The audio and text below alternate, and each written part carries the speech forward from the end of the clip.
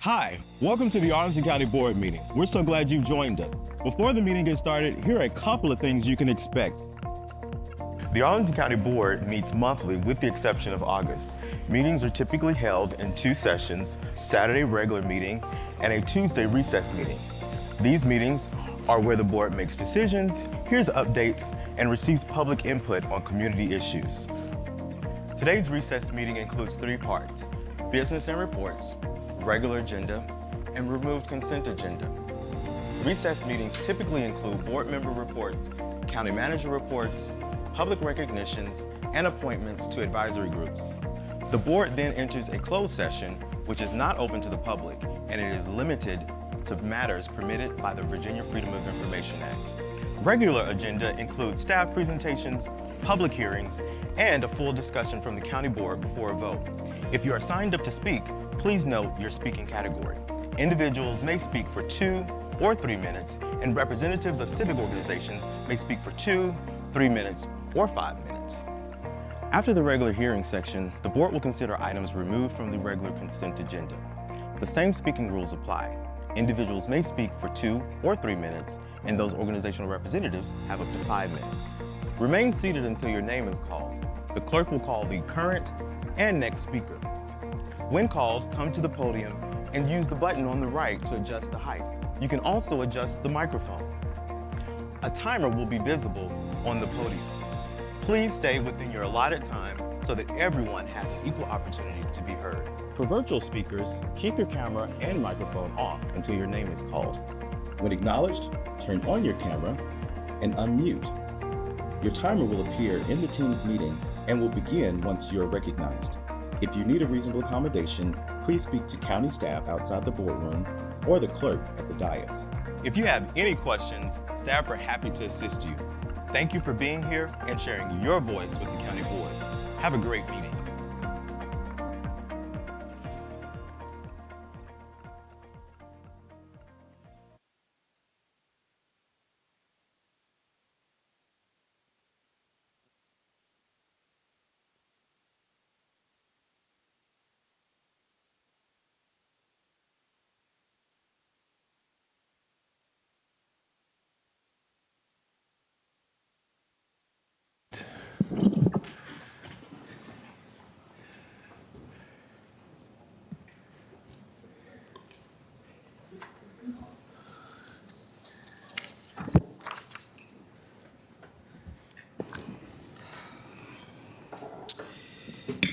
Good afternoon. Welcome to the Arlington County Board's July recessed meeting. Full board is here. Thank you for joining us here today. We will begin with our appointments, awards, recognitions, and reports, followed by closed session and a break for dinner, resuming no earlier than 6:30 p.m. with our scheduled hearing items. Before our usual slate of appointments, over to Vice Chair Coffey to introduce a charge for new affordable housing working group. Ms. Coffey, over to you. Great, thank you. And while this is a new work group, the substance of it should not be entirely new. Last calendar year, so 2025, our Housing Commission put together a subcommittee to look at the constraints and recommendations around our affordable housing ordinance in terms of what we are able to require and negotiate with private development in terms of affordability covenants. Their recommendation from that ultimately ended up being, rather than asking the state to change the specific code which determines the formula that Arlington is able to use, that really what we need to be asking for is the ability to make those changes locally in the future and going forward, so that we don't have to engage in a routine multi-year process every time the macroeconomy or local situations changed, but that we can really make those decisions as appropriate for our own community. And so we introduced this as a legislative priority for the General Assembly session that occurred this year, and Senator Favola and Delegate Alfonso Lopez introduced legislation to further that. However, some of the committee members of the cities, counties, and towns in the House of Delegates were concerned that stakeholders had not yet been consulted adequately. And so we are forming this work group, which will have an equal balance of our commissioners and development industry professionals in order to come up with the process by which we would in the future initiate changes to our affordable housing ordinance. And so to be clear, this is not initiating any actual changes to the formula itself. It is a process to create a process, which may be the most Arlington thing that we could be doing. And it's an important thing, though, for this board to really put forward, because it will carry much more weight when we go to the General Assembly session, knowing that this group has been able to meet, that we had the right stakeholders at the table, and it will be supported, of course, by our housing staff, our legislative staff, all of our policy staff, and then we will be consulting with the county attorney's office as needed through the board. And so I believe, Mr. Clerk, if you want to put the charge on the screen, everyone has already seen it. And we do list out who the members are, but I think we will have a separate motion probably for the actual appointment of those folks. And so with that, I move that the county board adopt the charge for the affordable housing work group. I'll second that. Do you want to discuss it any more than you already have, or not? I don't think so. I think a lot of work has gone into this. I appreciate kind of the repeated blessing of the board. You know, I know, again, since we put this in the legislative priorities last year, there's been a general sense of support, and this is a little bit, you know, we don't get a vote down in Richmond, and so when you have to pivot, you make the best of what we've got, and I think that's what we're doing here, and I think we'll come back for the next General Assembly session stronger and in a better position to make sure that we're doing all that we can locally when it comes to affordable housing. Thank you, Vice Chair Coffey. I think you said plan for a plan, but I also think it's important to sort of note that we worked hard on this last session, but didn't quite get where we wanted to go. So planning for a plan this time may be an Arlington thing, but it's also a good preparation piece. Ms. Cunningham. I just want to say thank you, Ms. Coffey, for your leadership and staff for their very thorough participation to make this come together. Wish we could have gotten it done last year, but we will do it this way since that's what the General Assembly has asked us to do. So looking forward to it and happy to help in any way we can. Thank you, Ms. Cunningham. Mr. Karantonis. Thank you, Mr. Chair.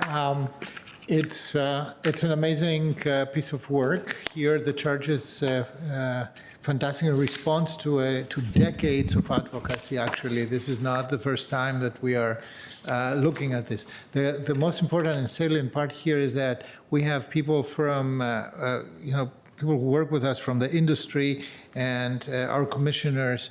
This is an important balance in this, since what we are looking for is actually local rule, because we know our market the best. Our constituents actually know our market the best because they suffer the consequences of not having managed to change or be able to change the ordinance until now. So thank you so much for this. Yeah, and just to add a little bit onto that, you know, I think one of the concerns from the General Assembly was whether this would,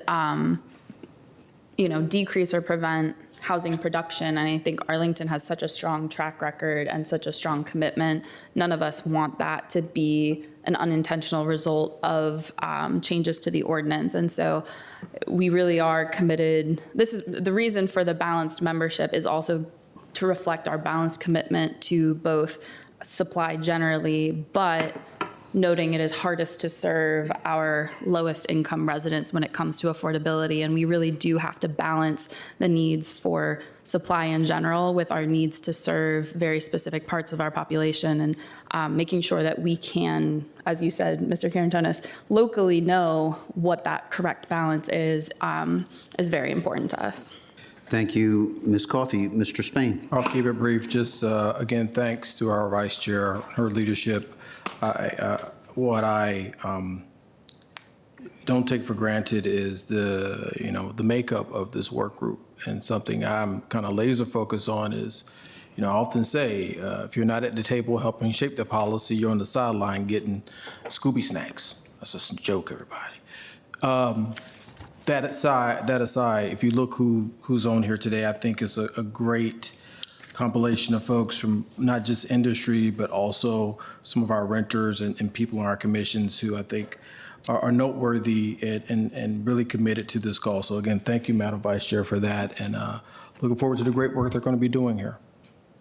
Thank you, Mr. Spain. Everything's been said. Almost everyone has said it. I'll just say thank you very much. Now we will move on to the vote. All those in favor say aye. Aye. That passes unanimously, 5-0. I think suffice to say we have a lot of work on housing that's coming up over the coming months, 12 to 18 months. We've got work to do. So next, we will move to our appointments for the month. I move the following appointments to the Affordable Housing Ordinance Working Group. Apropos of our just preceding conversation, we appoint Brian Coleman, John Casteris, John Musso, Scott Pedowitz, Tenley Peterson, Kathy Puskar, and Danny Ross and Tony Striner. To the Commission on Aging for terms ending July 31st, 2029, we appoint Travis Rindle and Patrick Carr. To our Crystal and Pentagon Cities Council, we appoint Dana Bress and Steve Moss for terms ending July 31st, 2028. To the Fire Prevention Code Board of Appeals, we appoint Greg Carl, I believe it is, for a term ending July 31st, 2030, as well as the following individuals for terms ending July 31st, 2030. Karen White, Katie Atwater, Brian Fricke, and J.D. Martin. Those last four are all reappointments, while Mr. Greg Carl is a new appointment. Fiscal Affairs Advisory Committee, we reappoint Tony Weaver for a term ending July 31st, 2028. Forestry and Natural Resources Commission, we appoint Marissa Wilson for a term ending July 31st, 2029. To the National Innovation Quarter Board of Directors, we appoint Anna Nissinen as a non-voting representative for a term ending July 31st, 2029. To the Neighborhood Complete Streets Commission, we appoint Nick Stoikalou, for a term ending July 31st, 2029. To the Sports Commission, we appoint Megan Sullivan for a term ending July 31st, 2028. To the Transportation Commission, Justin Furman for a term ending July 31st, 2029. And to the Trespass Towing Advisory Board, we appoint Peter Owen as a voting resident for a term ending on July 31st, 2029. And Jason Harris as a voting towing representative for a term ending on July 31st, 2029. Second on this motion is not required. I do have one question. We will go ahead and vote, but I do hope that, let's see if we can loop Mr. Karantonis. Is there a need at this stage on the Trespass Towing Advisory Board? Is there a need for designation of a chair or not at this time? I don't believe that we designate the chair. Do we? If you give me just a moment, I can review the charter. I believe they designate their own. Sorry? If you give me a moment, I'll review their charter. I believe they designate their own. Give me just a moment. Okay, if we can. If it's okay with you, Mr. Kushner, let's vote on all those appointments, and then we'll give you more time so that we're not playing the Jeopardy song in our mind. So all those appointments, there's no need for a second. All those in favor say aye. Aye. So that passes. We'll come back to the chair question for the towing board. I'll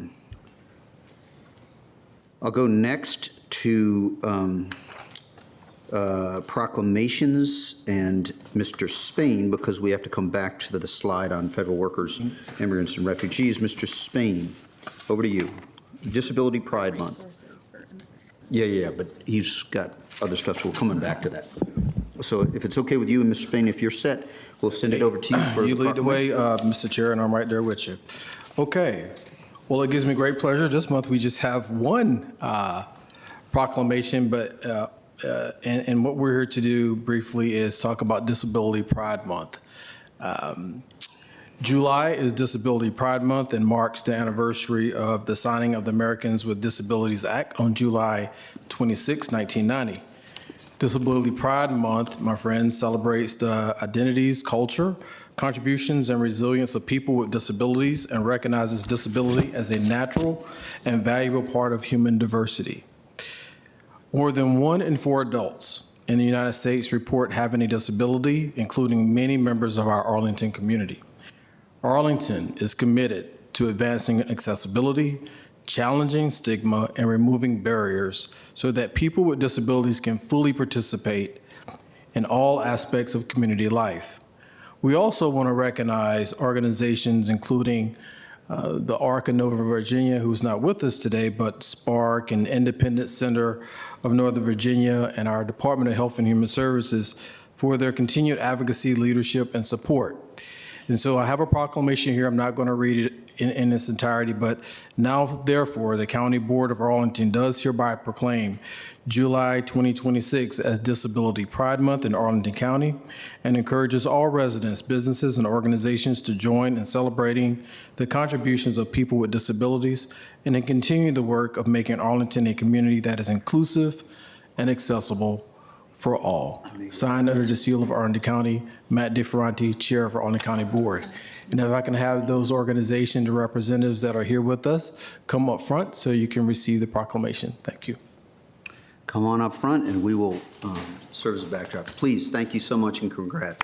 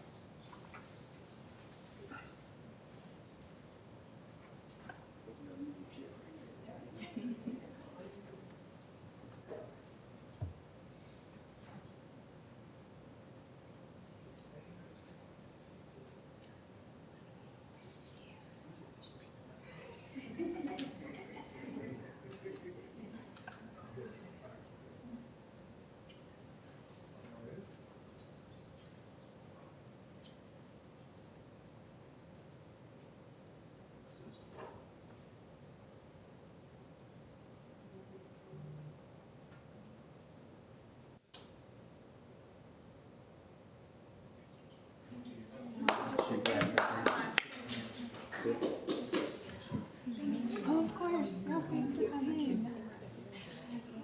Yeah, of course. Thank you for coming in. Hi. How are you? High five. There you go. How old are you, young fella? How old are you? 4? That's why you got the 5. Hey, it's good to see you. Yeah. Good to see you. Alrighty. Dominique. Good to see you. It's been a while. Mr. Chair.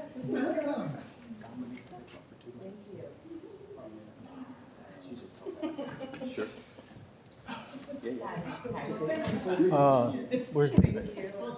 Dominique? Go ahead. A minute and a half. If you want. You don't have to. I know you asked. You. but David, can you help? No, go ahead. Do you have the mic there? David will help you.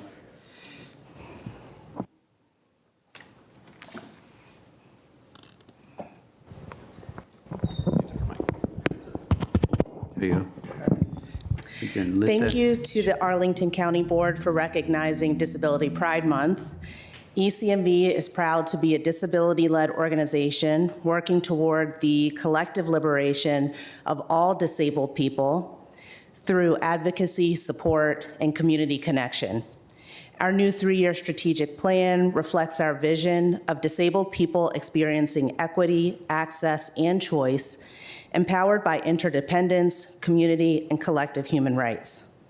It also signals our commitment to not only to providing services, but to advancing systemic change. For all 44 years of our history, ECMB has called Arlington home. We deeply value Arlington County's shared commitment to equity and its recognition of the compounded barriers experienced by people with disabilities who also face unfair treatment for other reasons like their race, religion, where they're from, who they love, or how much money they have. This month, ECMV received an Arlington Opportunities Grant to strengthen community engagement and leadership among disabled South Arlington residents. We're grateful for Arlington County's partnership and look forward to continuing our shared work toward equity for all disabled people. As we mark the 36th anniversary of the Americans with Disabilities Act this month, we are reminded that pride and progress go hand in hand. The ADA opened doors, but full inclusion is still a work in progress. ECMV remains committed to being Arlington's partner in that work, ensuring every disabled resident has the access, choice, and belonging they deserve. Even as we celebrate today, ECMV staff are also on Capitol Hill today and this week, meeting with legislators to speak about policies, both intentional and unintended, that threaten the rights, services, and safety of disabled people. Pride and advocacy go together. We celebrate how far we've come. We simultaneously are holding our ground and looking forward to progress. Thank you again. Thank you very much. That deserves applause.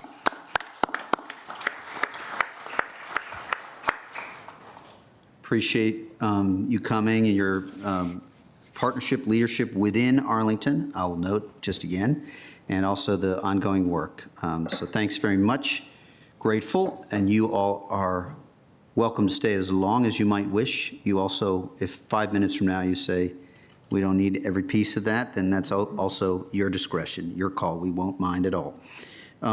Next, we will just loop back briefly, Mr. Kushner, to the Federal Workers and Immigrant Resources slide, if we could do that, just because Arlington, last night I was at a conversation where an individual shared that he had lost his job and been searching for a job for months from the federal government. So if you know someone for whom this is an important resource, please forward this to them or ask Mr. Kushner for a copy of the paper copy of this. And then there's also resources for our immigrant communities and families, which are such a key part of central really to all of our country, but also central to Arlington.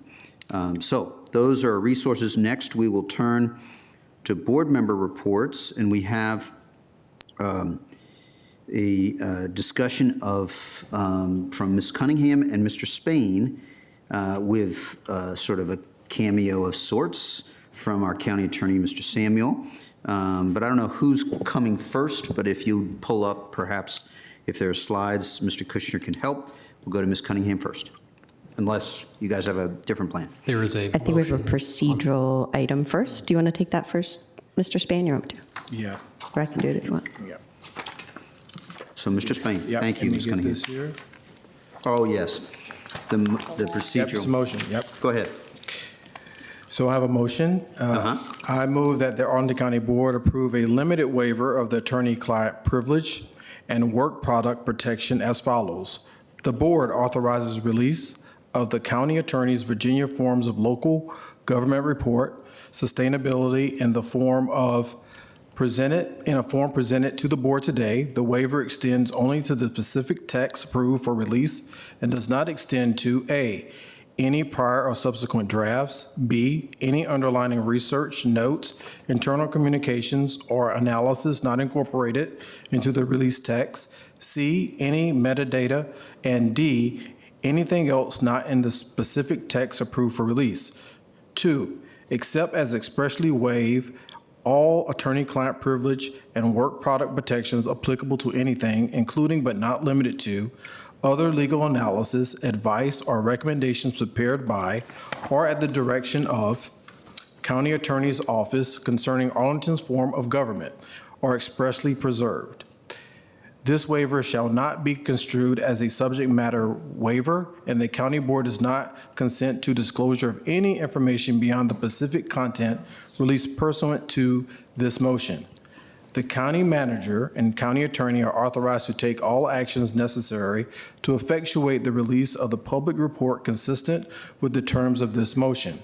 I further move that this limited waiver is granted solely for the purpose of public release of the county attorney's Virginia forms of local government report and shall not be deemed a general waiver privilege for any other purpose, including but not limited to litigation, administrative proceedings, or future public records requests for the report or related legal analysis. Is there a second?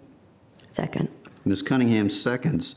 I think that unless you have pieces you wanted to share, I think that the motion stands for itself. Motion stands for itself. Great, thank you. All those in favor of that motion, say aye. Aye. Any opposed? That motion passes. We have provided the appropriate protections legally with respect to a product that we are now going to talk about.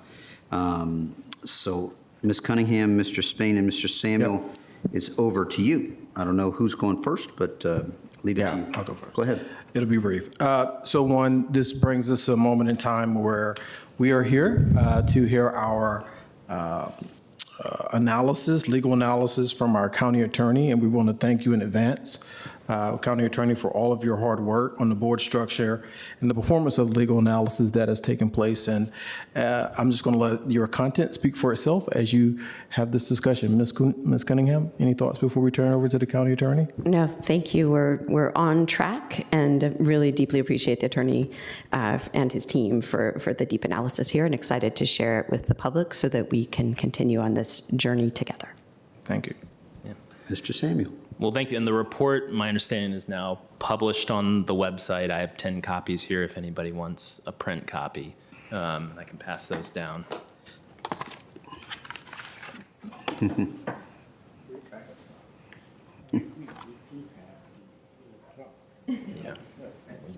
Yeah. So I have a brief presentation for you all to orient you to the contents of the report. But first, I do want to thank my staff, who everybody in some way or form contributed to the research here, especially Assistant County Attorney Donnie Autry, who really leaned in and was instrumental to getting this report done. So next slide. So just to review, these are the 4 points I was asked to review and research. The first is Arlington's current form of government under Virginia law and government structures used in other localities, the current process by which Virginia's jurisdictions with populations above 150,000, including Arlington, can legally change their own structure, looking at number of seats, districts versus at large, timing of elections, the election of the chair, et cetera, the impacts on the school board and constitutional officers, and impacts of transitioning from county to city status. Next slide. So a high-level summary of the report is you'll find that the county manager plan, it only applies to Arlington. It grants Arlington numerous powers that other forms of county government do not have, and they would potentially be lost if we go through a transition to an entirely different county form. That's different than if we made legislative amendments to the county manager plan. But it would have to be weighed against the gains, like we would potentially have election districts or a directly elected chair, which the county manager plan just does not provide for. It sort of locks in the board in its current structure. There's 3 different pathways for structural change. There could be a legislative amendment, which is the simplest way.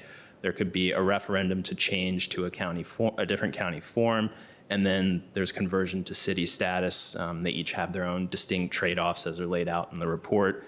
And I would note that conversion to city status is currently blocked by a statutory moratorium, at least until July 1st, 2032. Next slide.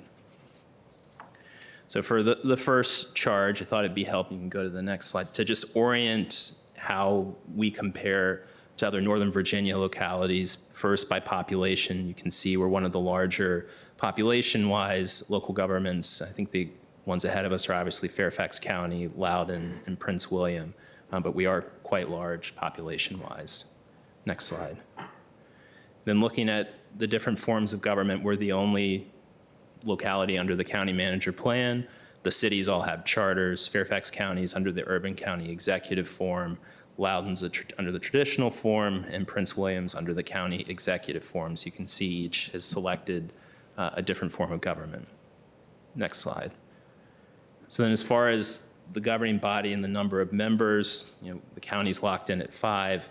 You can see Alexandria has 6 members and a mayor, even though they're smaller population-wise. Fairfax City has 6 members. Fairfax County could have 5 to 11. Falls Church has 7.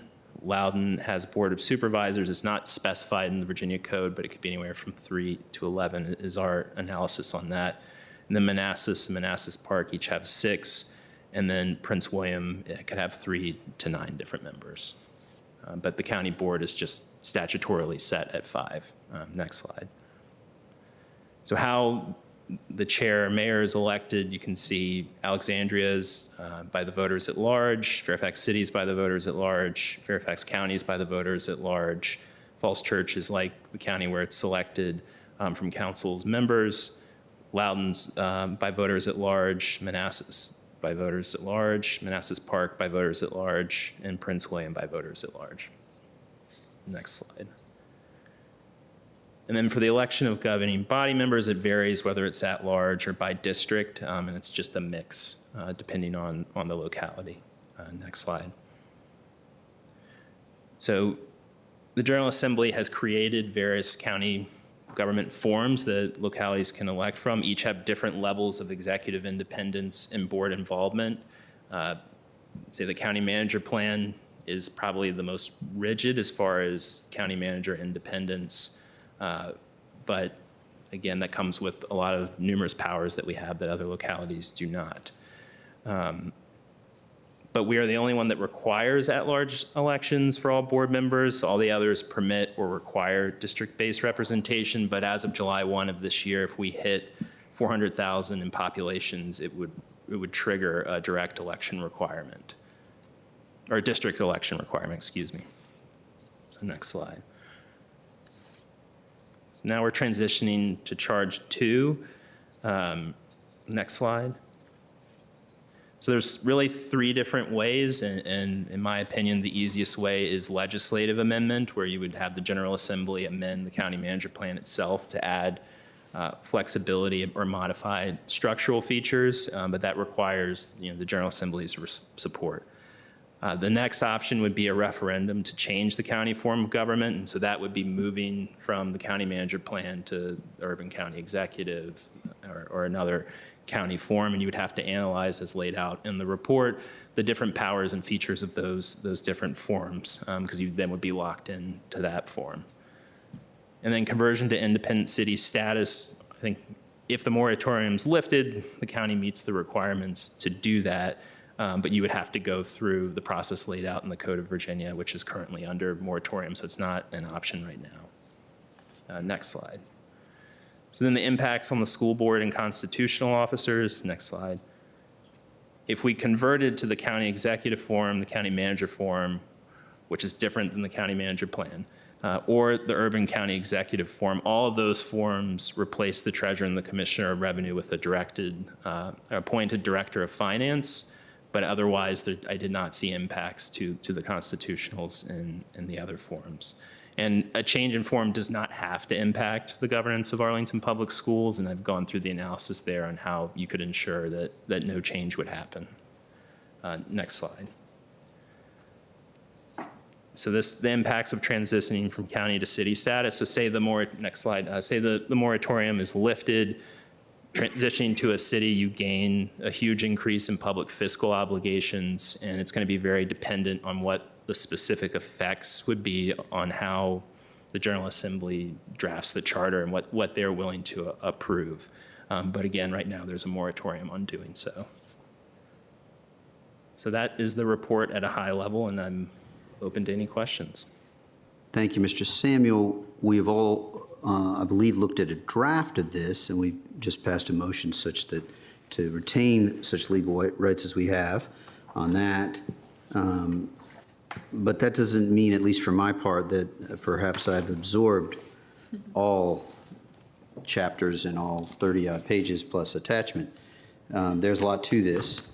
And so let's do questions if folks have them, with the additional thought that questions after we've all absorbed this may be more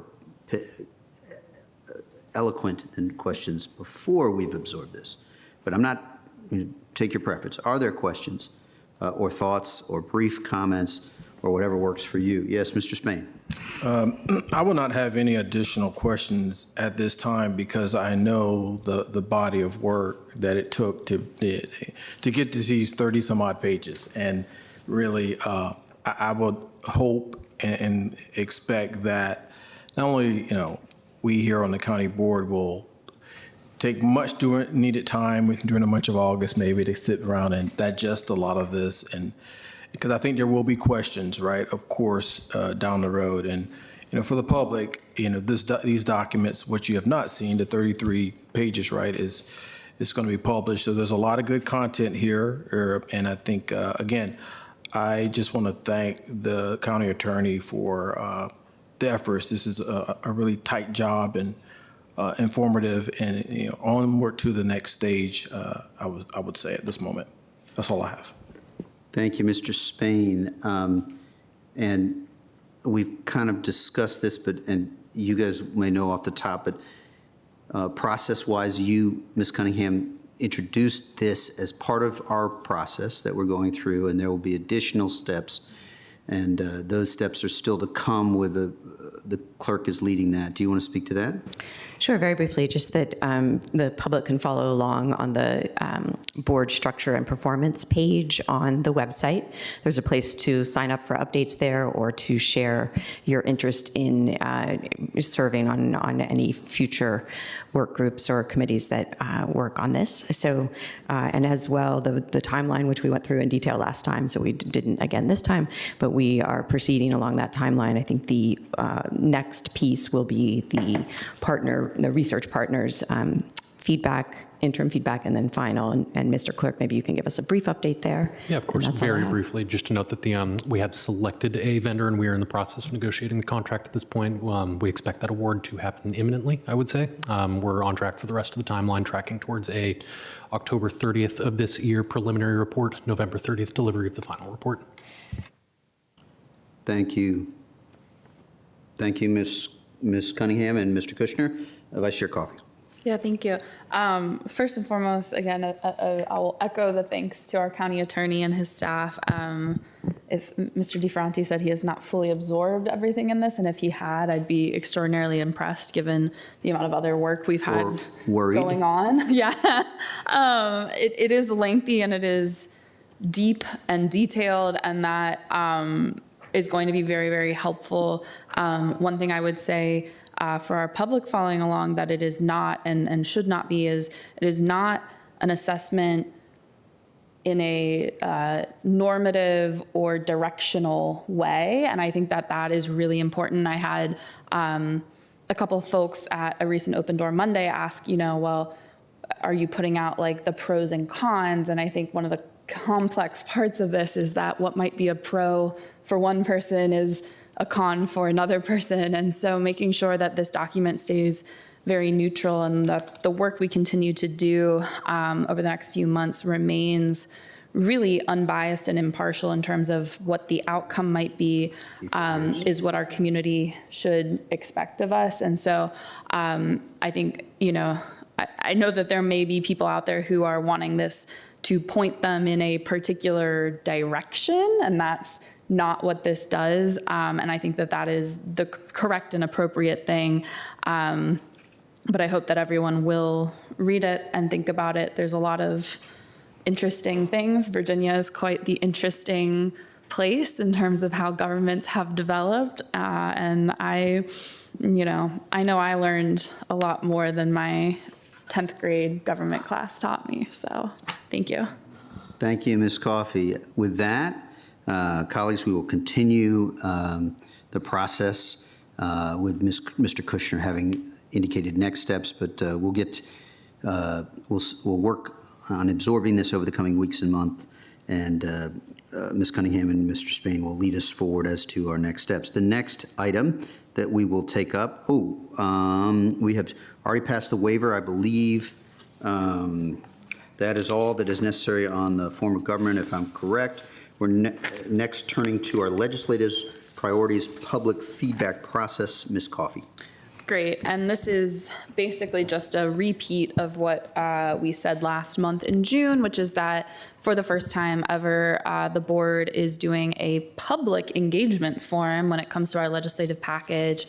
And we have also moved the legislative package process a little bit earlier in the year such that we can be more proactive working with our legislators to make sure we have things to them in enough time for them to craft or consider crafting bills that reflect our priorities. And so The form will be open until the end of the month. We have had pretty solid engagement, but we always need more. And so if you haven't filled it out, if you've thought about filling it out, if you have a friend who doesn't normally fill out our engagement forms, but has a lot of thoughts about the county, now is the time. And we'll be back to y'all in the fall with a readout of what we learned from this. So it's a first, it's a learning process. I'm not saying we got it perfect, but it's a lot better than not having anything. So thanks.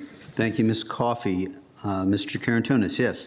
Just to remark that it's the first time ever that I've experienced that I've been stopped in a grocery store twice with, receiving positive feedback on this. I mean, admittedly, the people who happen to be there are, more likely to be prolactin, but not the usual suspects, so if I may say so. So they were extremely thankful for the outreach. Thank you, Mr. Karantonis, and thank you. That is, that is remarkable in that I'm not always stopped in the grocery store for items on this, but that does not mean I'm not sometimes. So we will turn next. Thank you for bringing that to our attention. We'll turn next to a report, and we'll come back to one other item. But first, we'll turn to Mr. Karantonis, who's going to introduce our Northern Virginia Transportation Authority leadership for a presentation. Mr. Karantonis. Thank you, Mr. Chair, and welcoming our, today guests, but actually we see them as our peers and collaborators and the people who make this region literally move together. Sir Monica Bachmann and in representation of her team, Northern Virginia has a transportation authority. The word authority means it is the place where transportation money is apportioned and planned for. And I believe that Ms. Bachmann is here today to tell us about a very important initiative over the next few years. You can use the podium or you can sit and introduce yourselves. And I believe, Mr. Kushner, we have the presentation, right? Good, awesome. Thank you for having me here again. I am Monica Bachmann, the Chief Executive Officer for the Northern Virginia Transportation Authority. I have with me today, this afternoon, Srini Amkiri, my team member, who's the Interim Director of Transportation. And I will be brief. I do want to be respectful and mindful of your time, but we do want to talk about the Bus Rapid Transit Action Plan, which the authority adopted July of last. Ms. Bachmann, sorry, that's on us. Is that? Red means on. Oh, okay, thank There you go. you. I thought No worries. red meant off. My apologies. Do I need a do-over? You're good.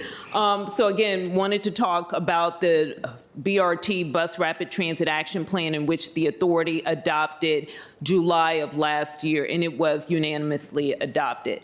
Next slide. Before I get into the elements of BRT and why we're here this afternoon, I did want to talk about MBTA and some of our regional revenues. Board Member Karantonis noted that we are responsible for the transportation planning and programming and funding of multimodal transportation projects in Northern Virginia that primarily reduce congestion. I wanted to give a snippet of the regional revenues that have gone to Arlington County, a little over $500 million.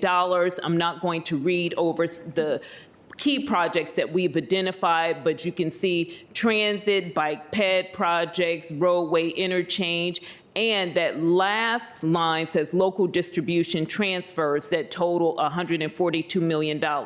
We at the authority, we get 70% of the revenues, 30% goes back to the localities where the taxes and fees are raised, and to date, we've distributed back to Arlington County $142 million. Next slide. So the BRT Action Plan, it's really a blueprint for jurisdictions and agencies to develop BRT lines incrementally, in addition to supplying the information necessary to demonstrate how they can be successfully implemented. This BRT Action Plan, next slide, we call it One System, 28 Routes. At MVTA, we are currently advancing 5 different BRT routes. The one, which Fairfax County has deemed it the one on Richmond Highway, Route 7 BRT, West End Transitway, Duke Street Transitway, and the Arlington Metro Way. These different lines are in various stages of development with one operational. What I want to point out, though, these 5 represent 5 of the 28 BRT routes that were included in the Bus Rapid Transit Action Plan. The Bus Rapid Transit Action Plan was born because we at MBTA, we're responsible for doing the region's long-range transportation plan, which we call Transaction. The current Transaction Plan was adopted by the authority in December of 2022.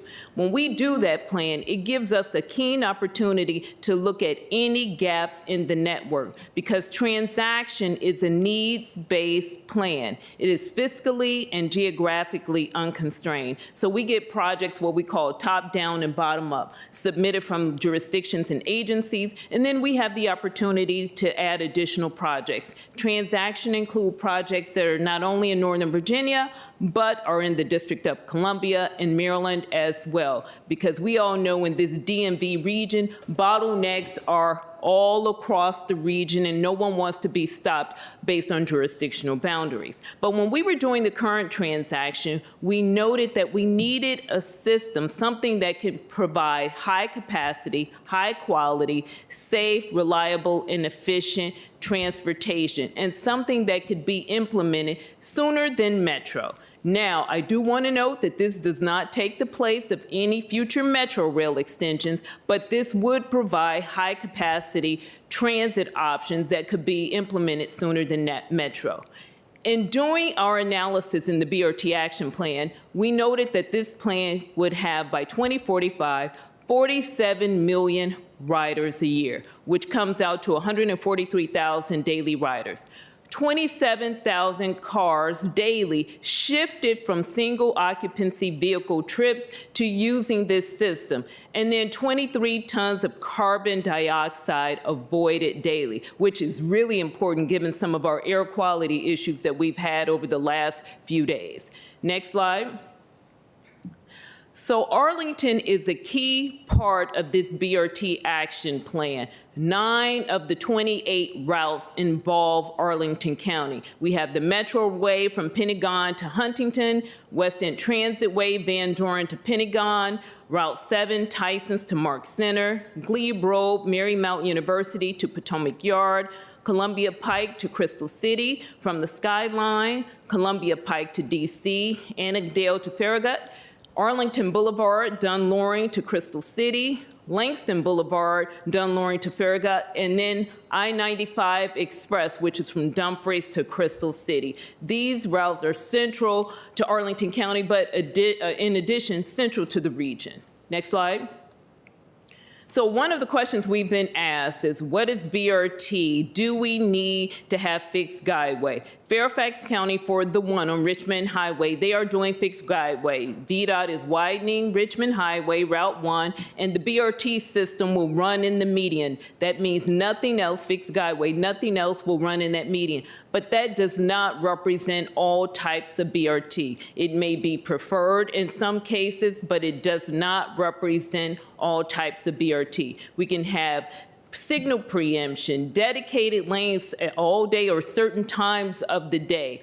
But these are some of the things that we want to hear from you about, assuming there is full board buy-in on the routes and the BRT action plan. But I wanted to note that because I often get asked, well, will we have to take away lanes? Or will VDOT have to add a lane? Or will a lane have to be added? Not necessarily is that answer. Next slide. So the next steps, why I'm here today. I'm here today, and I hope that this will not be the last time I'm invited, is really to talk to you about incorporating these BRT routes into the county's plan, your comp plan, your long-range plan, your capital improvement plans, mobility plans, transit strategic plans, whatever plan you have that you need to include these routes in, to really align yourself for potential capital funding from MBTA. Because once is in your plan, which means you as the governing body for Arlington County has taken action on it. It makes it easier for us to put it in our long-range transportation plan. And I'm going to jump a bit because the 70% that we fund, we can only fund capital. So the other question I'm often asked, where do we get the operations from? It's the F word. Where will the funding come from? So right now, we are in the process of updating the region's long-range transportation plan. The current plan is called Transaction. This plan will be called Transaction. I think we're just going to keep with that name. But a part of the update of Transaction, we're doing additional analyses on these BRT routes. We've heard from your staffs, the localities and agencies on some fine-tuning that they would like to see on the routes. Are there some modifications that can be done?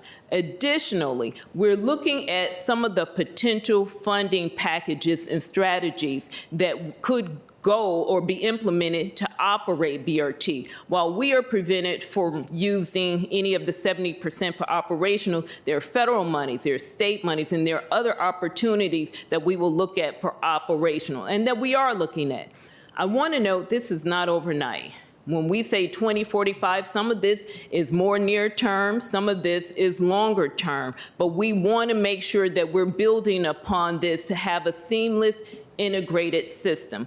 I have talked to Secretary Donahue and his team because in addition to getting it in your plans, we want to see these routes in the state's transportation plan, which is VTrans. So I've talked to him about that, and he seems to be on board as well. But as I noted, we're continuing to partner with all of the localities and agencies. One of the things about this plan, when we undertook this plan, even though MBTA can only fund what's in Northern Virginia, our bus rapid transit working group included Prince George's County, Montgomery County, WMATA, the District of Columbia, DDOT, because again, as a user, and we're all users in some shape, form, or fashion, we do not want to be bound by jurisdictional lines. So again, I'm here this afternoon to talk to you about the next steps and really getting you hopefully to a place that you're comfortable to embrace some of these routes.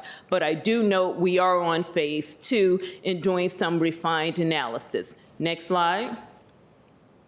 The logo slide, just speaking to the level of collaboration around the region. And when I say region in this case, it's the DMV region. The level of collaboration that went into the plan, the level of collaboration that is ongoing. We still have our bus rapid transit working group, and we're actually talking to some of the jurisdictions that currently have BRT, or those 5 that you see that are further along than others.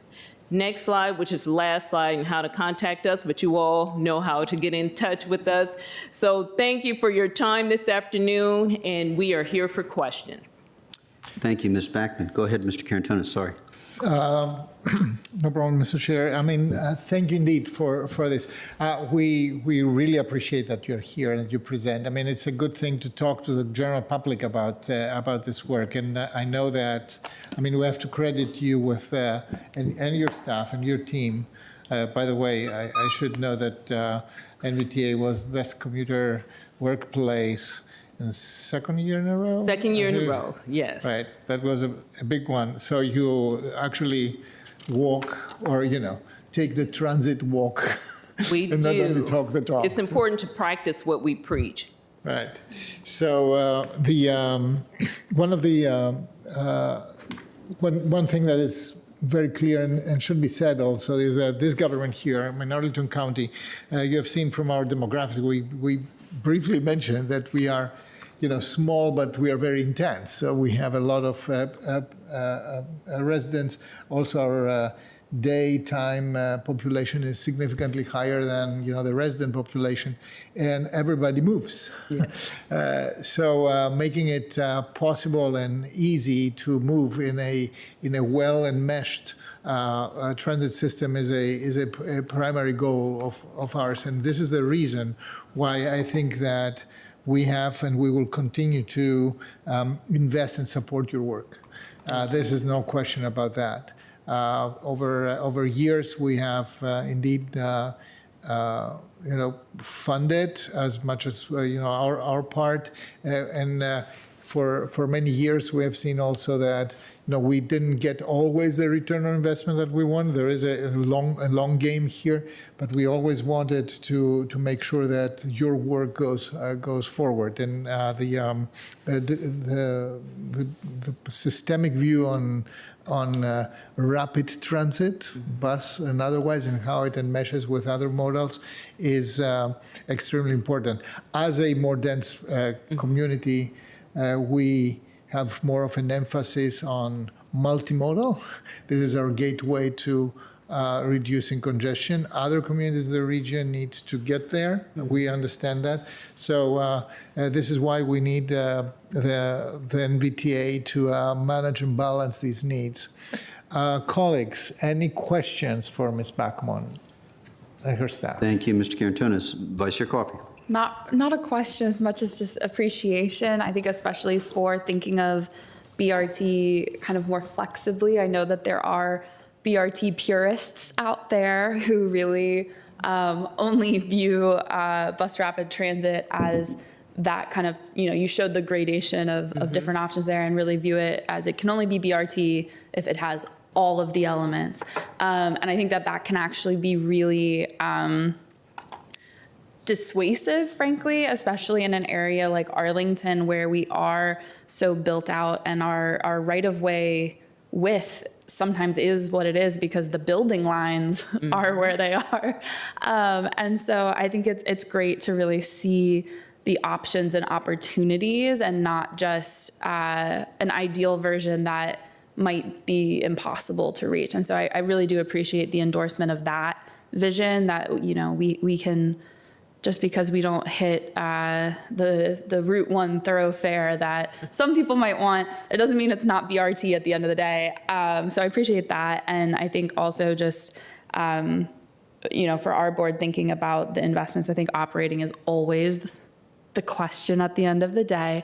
But really, what can we do on some of our corridors, particularly Columbia Pike, where past promises have been made and not fulfilled. And we really do have, now that our capital project on Columbia Pike is done, we have a lot of thinking to do about how we get the operations up to where we are serving the community in the way that we need to. Because I think people in Arlington want to take transit, which is one of our best qualities, but we need to meet them with the service in order to facilitate that. So thank you. And then I guess the only question I do have, and I know it's still incredibly early in the process, is the state did charge a study of the bus systems. And I don't know, is NVTA a participant in that study, or what do you know that's shareable at this time, knowing it is very early? It is very early. We are not a participant because the state DRPT is looking at the consolidation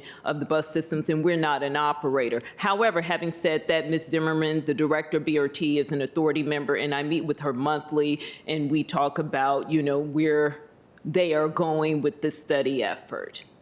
Great. Thank you very much. Thank you. Thank you very much for that context. I'll follow up, but first I'll go to Mr. Spain. I'll keep it brief.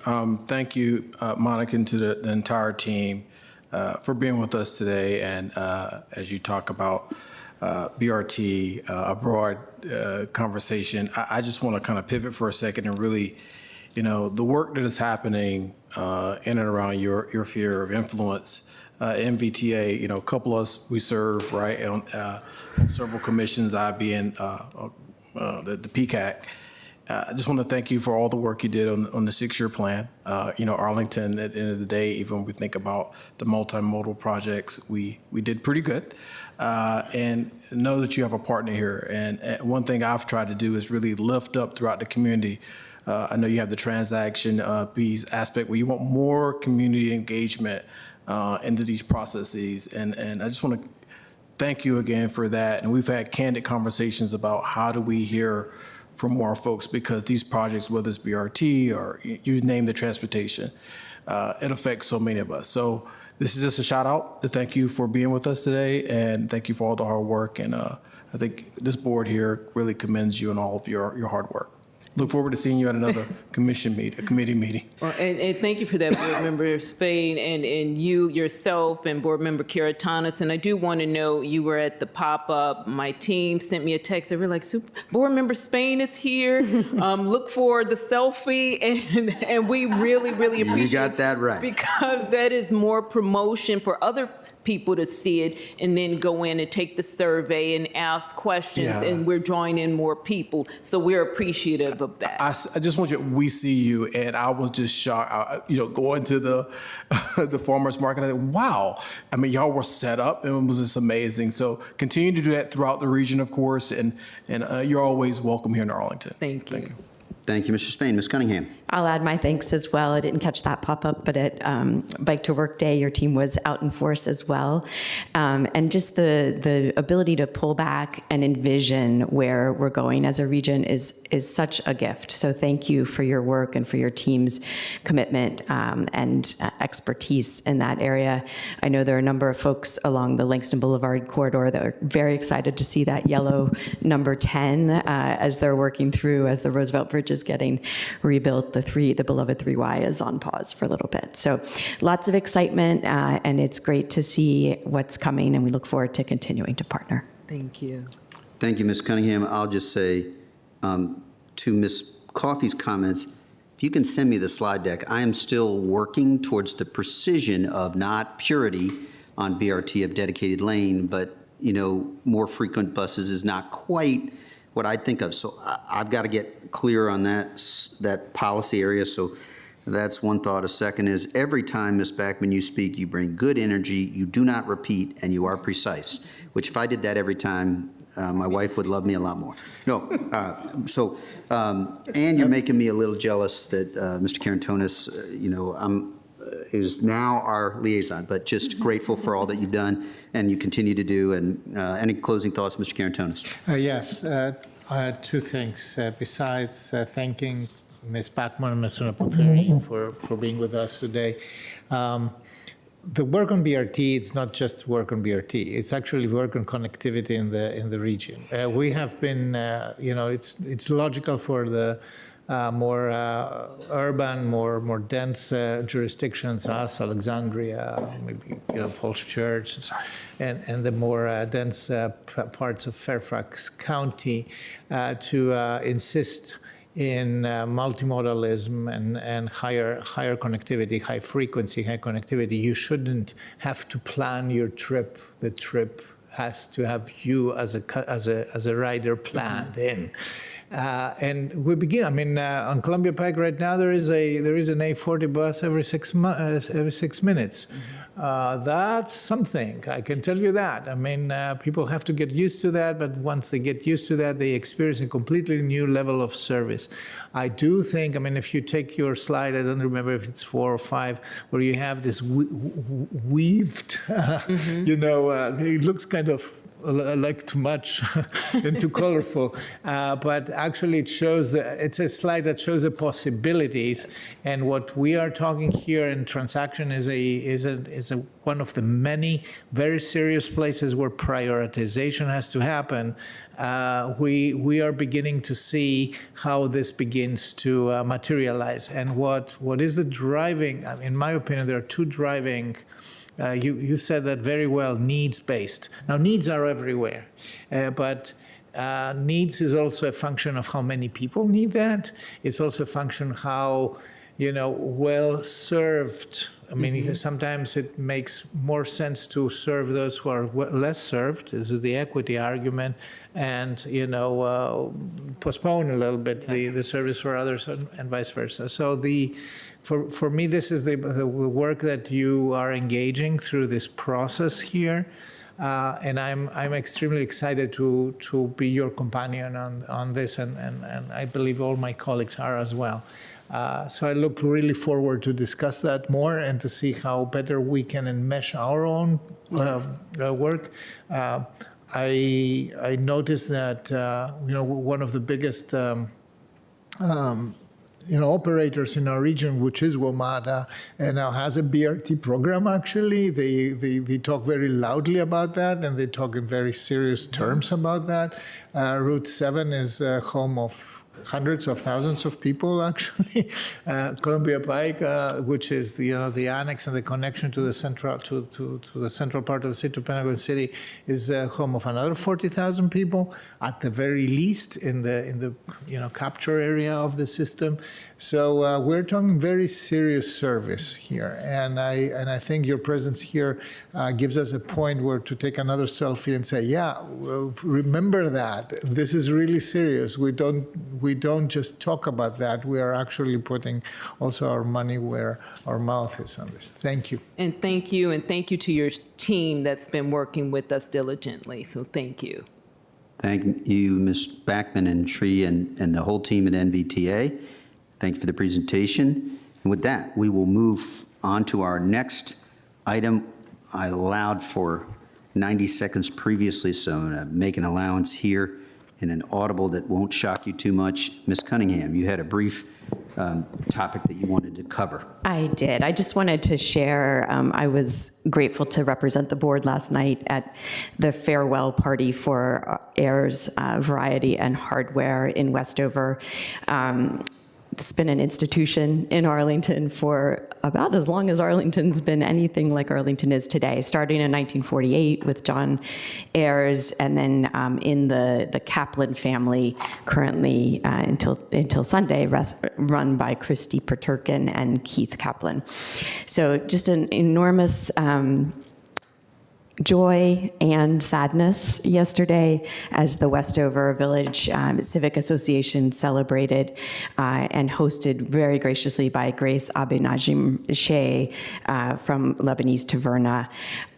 So it was just delightful. I'll try to get some video posted up later. We had Ms. Alma, who worked there for 65 years, and then kids as young as probably 2 months, and then some I guess, centenarians as well. So just to give a little brief view of what's coming next, Matt Tremonte at the Italian store is taking over one of the beloved events, the Spring Egg Hunt.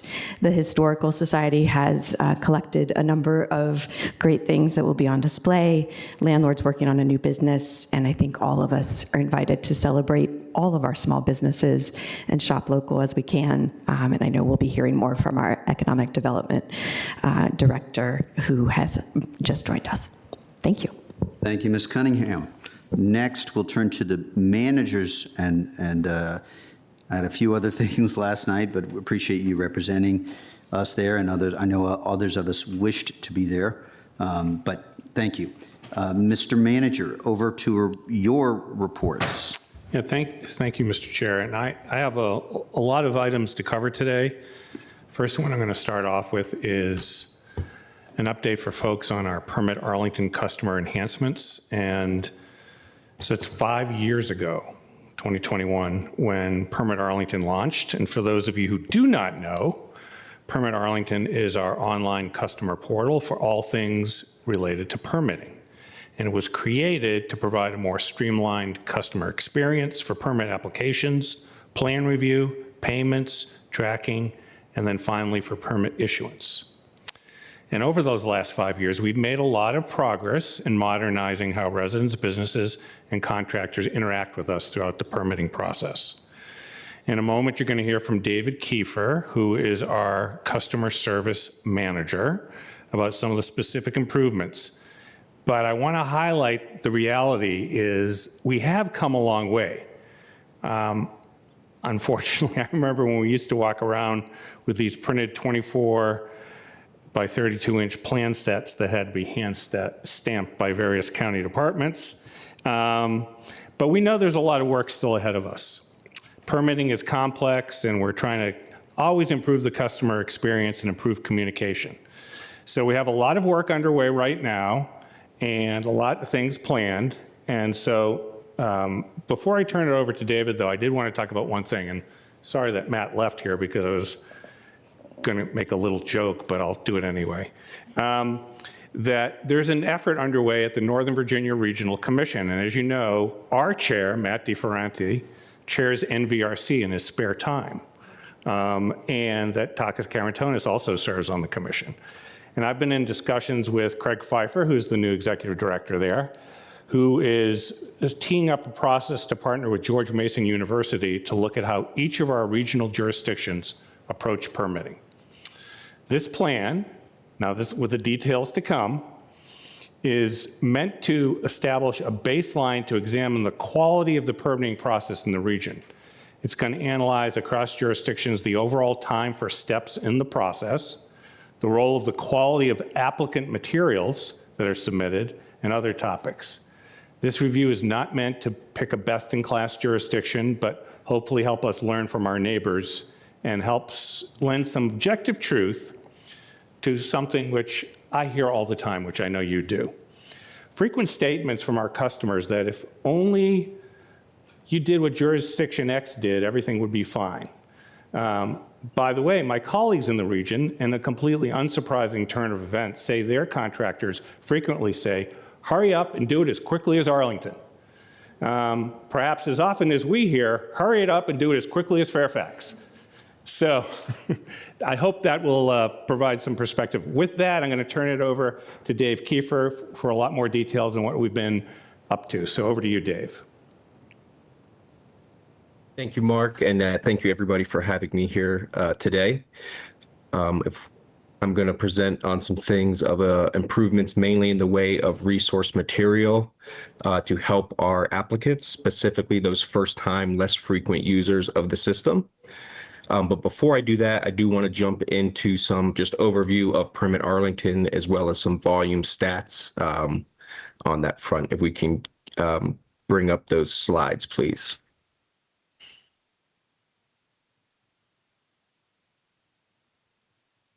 Thank you very much.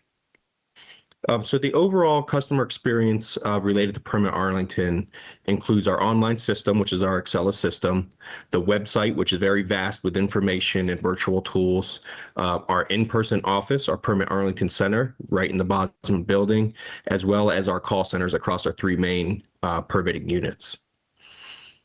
The system itself, it houses over 50 record types and permit applications across our ISD, planning, zoning, and DES departments. It houses online plan review and the revision process, as well as online payments, email notifications, and permit process tracking. Next slide, please. So just to give some perspective on how much volume we are working with on a daily and yearly time frame, we're working with well over 20,000 process record types within the system. That includes the permits, the enforcement cases, amendments, and so on. So it's a large volume coming into the system, as well as the other channels I had mentioned on the previous slide. We're working, we have staff dedicated to answering over 250 inbound calls on average daily. That's across our three call centers that we have for permitting. Approximately 500 inbound emails across those permitting units, as well as 90 walk-in customers on average per week at our Permit Arlington Center. So all that to say, we're working with a large volume. Majority of those folks coming into us have rather uneventful experience in terms of they're getting questions answered, they're getting through the process. However, we do not want to come over the fact that there are several customers that don't have that smooth experience. And so what we're doing is putting together some tools to try to help those folks along, specifically geared towards our newer customers and less frequent users. So if we can go to the next slide, please. So how do we identify improvements we want to make? The main way we do this is actually talking with our customers, our end users that use our Permit Arlington system one way or another, engaging with the county for permit needs. And so one of those ways is our customer satisfaction survey that is offered to every person that comes into the Permit Arlington Center. They are offered a chance to sound off on their experience either that specific day or the experience overall that they've had. If they're working a permit, they are offered the chance to answer some questions, as well as a free-form text that they can provide feedback. That has proven pretty invaluable on the county's end to chase down some of the improvements we want to make those interactions smoother, the process smoother. It's not uncommon for myself or other supervisors to use those responses and reach out. If we see something of interest, good or bad, we can double click on that for anyone that has opted into receiving contact from the county. It's been an invaluable resource in eliciting that feedback. Permit, the other avenue we gain some insight in on future improvements to gain the impetus to make those improvements. Permit process internal audits. These can both be proactive and reactionary. If a permit is escalated at any point, we take a thorough look at that and look at the back and forth between customer or applicant side and the county side. We also do that proactively and going to start to be doing that a little bit more of choosing some random permits just to go over and making sure the process is hitting where we want it to. The other item here is where we're getting feedback from customers is actual meetings. That can be a little impromptu. If it's in the Permit Arlington Center, overhearing something, get them in a meeting room to discuss their experience, or formally calling folks into the office to have those meetings on their permits and gain some insight there. So all that to say, those avenues have driven us to what I want to present today, which is really focused on our newer users, some of that feedback. That's where we're seeing a lot of friction points. Someone that's not used to using the system as much as our frequent users, who for the most part have it down. And even if our frequent users are running into issues, they know the avenues to rectify those relatively quickly. So the focus on today's presentation is going to be on some of the tools we're adding to the mix and reorganizing to help those first time and infrequent users. Next slide, please. One of the items we constantly hear, feedback items that we constantly hear is, how can I, as a property owner, stay in the loop on some of these permits? I've hired a team to do the application, but I want to stay in touch not only with my team, but what's going on in the county side. And so we put some things together that I believe are going to help customers achieve that. If you click on that first link, learning the process, please.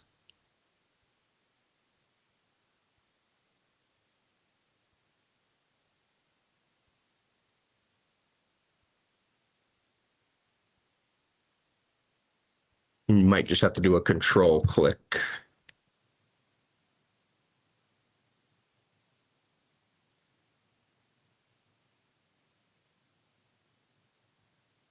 I'm looking to get to slide 8 if possible.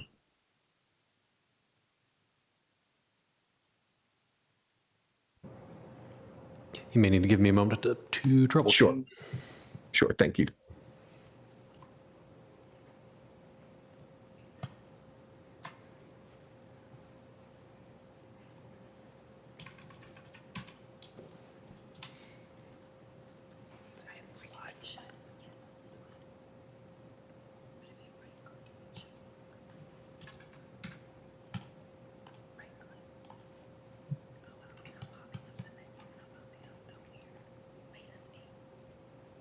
Nothing.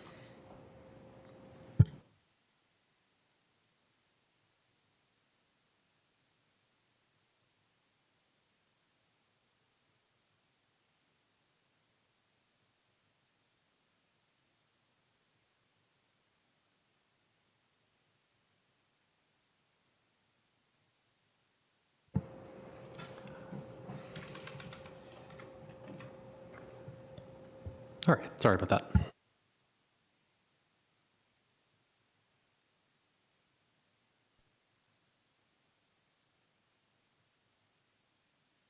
And we are looking at slide 8 now. Okay, thank you. I don't see it on the virtual meeting, but for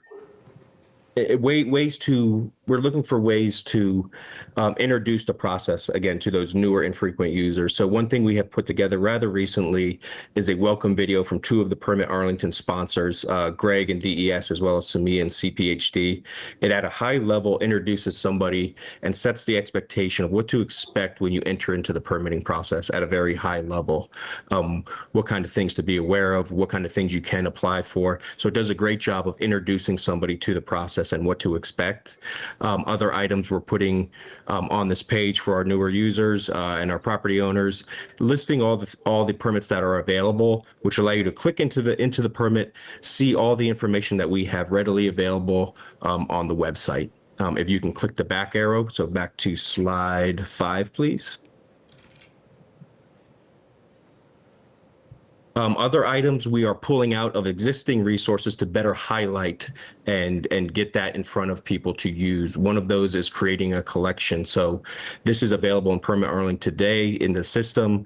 Let's say a homeowner that has hired somebody to pull permits for them, they can still stay in the loop by just following different permits on their property. So they can create an account, they can build what's called a collection and be able to just follow those through from a view of, let me see when the status changed, and I can stay in the loop with my team on the application as well as the county. Taking that a step further, you can actually be added as what we call a contact or a delegate. If you can click into that link. I think the embedded links may not be working. Is there a slide this is supposed to jump to? Yes, that is going to jump to slide 10, please. There we go. Thank you. Yes. And getting added as a contact by providing your email to your permitting team, this really allows the next step of staying connected on permits that are being pulled on your behalf, perhaps. It allows you chiefly to be in the loop on any email communication from the system. So if you want to stay in the loop when that permit is either accepted, it could be rejected, it could be that it has been issued or ready for payment, you'll be in the loop on seeing all of those actions right in your email. You'll be pinged as a contact as well. The other bulleted items are functions that a contact will receive who's not necessarily the applicant. Ability to renew your permit, ability to make payment, ability to schedule inspections. Back to slide 5, please. The next part of this is really understanding where you are. So while you can be in the loop, know my permit has changed statuses, feedback we've received from actual end users has been, okay, I've seen the status. Quite frankly, I'm not sure what that means entirely. And so what we've done is put together a very vast list of all the different terms as well as contacts, status definitions that exist in the system. If we can click on the status definitions, which will take you to slide 9, please. This is just a snippet of what exists on our property owners help page now, just to give you a view of what is on there and what the purpose is. So when somebody's looking at the status of their permit, they're able to look at that, get a brief definition, and I think most importantly here is that last column, which clearly explains who has the next action on this permit. Is it me and my application team, my applicants, or is it the county? We're waiting for the county to take action, and this spells that out depending on what status your permit is at. As well as clearly defining who takes the next step. And I will say this is relatively new that we posted. The more we've gotten this in front of customers, it has been received very well as something that's been helpful for folks staying in the loop on the status of their permits. If we can go back to slide 5, please. The last item I want to highlight that is relatively new over the last year or so has been a very big lift across several departments to get some of our documents online and accessible online. If we can click on the document search, which takes us to slide 11, please. Thank you. This is a big win across the board for both staff as well as our customers, where this is focused towards. What it allows us to do, it allows a user to, from anywhere that they can access the internet, to get these documents right there on their home computer. So imagine you're applying for a permit, you get to the stage where you're uploading the materials and a plat is required. Previously, you could come into the county, look that plat up if it's available at the county, put in a FOIA request. In either of those scenarios, you're kind of closing your application for the time being. Grabbing the plat, adding it to your application. So it's not the most efficient. With this now available online, it allows a user, let me go see if I have a plat available with the county. I can download it right there online. I can add it to my application. It provides a lot more efficiencies on the application end, as well as for staff being able to provide this to our different users to get those documents. Back to slide 5, please.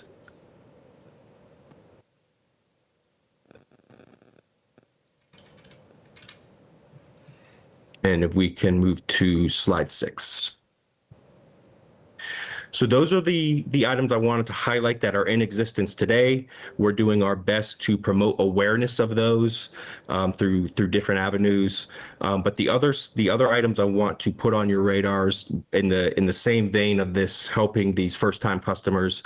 The other items we're looking to bring out relatively soon here, clearer and posted, easier to read turnaround times for each of our permits. So as you click into the permits, you're gaining knowledge about what's going to be required in your application. One piece of feedback we've gotten as a common thread is it's hard for me to dig through that to see what phases my permit will go through and then how long each of those phases should take. So what we're doing is we're building a uniform table within each of our permit web pages so customers can easier see, hey, this is the track my permit's going to go through. This is the amount of days for these different reviews. So that is going to be something coming for each and every one of our permits being rolled out. The other one, permit contact definition pages. So much like the status definitions, we're building another glossary that relates to any contact type within our system. And this just helps define what contacts you can add to a given permit. Sometimes they are required, so it better explains what that contact is in addition to the functionality and permissions they have within the system. So this is going to just help spell some things out for our users that could otherwise be a little bit confusing as you're asked to either add contacts or you see the option to. This is going to help folks determine who they want on the permit and what functions they're going to have in there. The next one that is coming soon, expanded access to comment letters. The comment letter really drives our process. If a project is rejected at any time in a process, a detailed comment letter comes from staff detailing what still needs to be done on a permit. So with that said, current state, those are sent via email. What we're working on is getting a central location for easier access to those. So you're not asking your applicant to always forward those along or going into the system, asking the applicant to go into the system. This is going to be more of a central location for the greater permitting team, the customer side, to go pull those letters, stay in the loop of and on the same page of where a permit is at a given point in time and what is still needed. And then the last one is going to be more of an effort, but it's really going to promote the use of all these tools being put together and that have been put together in the past that are very useful. What we're looking to do is add more help context within the actual application itself. So when someone's filling it out, rather than, again, comb through all the different material we may have online to try to find the best answer for a particular question, what we're looking to do is provide more context on certain questions to help you identify what's being asked for and get you to that more complete submission from the get-go. As well as, so not only help text, but also help linking out to all these items that we're putting together. And before I wrap up, if we can go to the next slide, please. So with all the work we're putting together on these resources, promoting them more, bringing more awareness to them, one thing we don't want to forget about is we have dedicated personnel to all these channels that I have in front of you here to reach out if you still need help. So I want to reiterate that we have in-person support at the Permit Arlington Center. We have our 3 call centers with dedicated staff answering calls. We have email support that is available throughout the business week. From a tech support standpoint, we have an online ticketing system where people can place tickets and have those addressed right from our tech team. There's a virtual contractors meeting that happens monthly, led by our chief building official, Shariar. And we also have our code consultations available upon request, where you can get with the county personnel ahead of a project application, just to kind of hear about the process, what you may need to pull together as you enter into that application phase. And then lastly, the online resources that I have mentioned throughout this presentation. We're continuing to always keep those updated and relevant, as well as expand those, as you saw with some of the newer ones, newer items today. So I thank everybody for their time in hearing about these and hearing about what's to come. And I'm happy to address any questions that I can, as well as hear your feedback on this. So thank you very much for the time. Thank you. I'm mindful this is a topic that it's timely that you brought the presentation forward. Very grateful for that. And this is a topic that it's easy to have opinions about this without having, precise knowledge. It's kind of, with due respect to the presentation, it's kind of, if you want to be grumpy about something, be grumpy about lawyers. Or if you want to be grumpy about something at the county, permitting isn't easy, and fixing it is a different thing.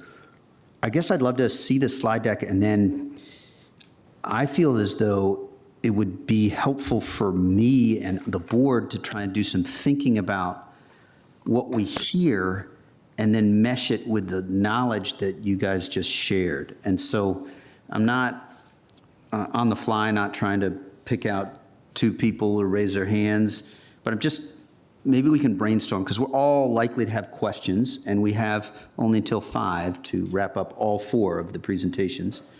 And so I'll just put a point on that as like how I would propose that I follow up, and I won't have any more questions. I'm not saying you can't, I just, to the extent we can ask questions later via email or follow up or develop a work plan, that's what I propose to colleagues.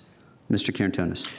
Thank you, Mr. Chair. I will be brief. I spent some time because I just found it, not only it was brought to us, different levels of frustration with the permitting system for many years. And so I had the opportunity to dive in a couple of times.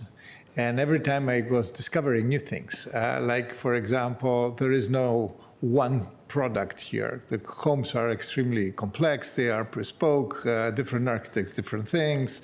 The more expensive these homes and these buildings are, the more likely it is not to have replicable processes of permitting, et cetera. So this costs time.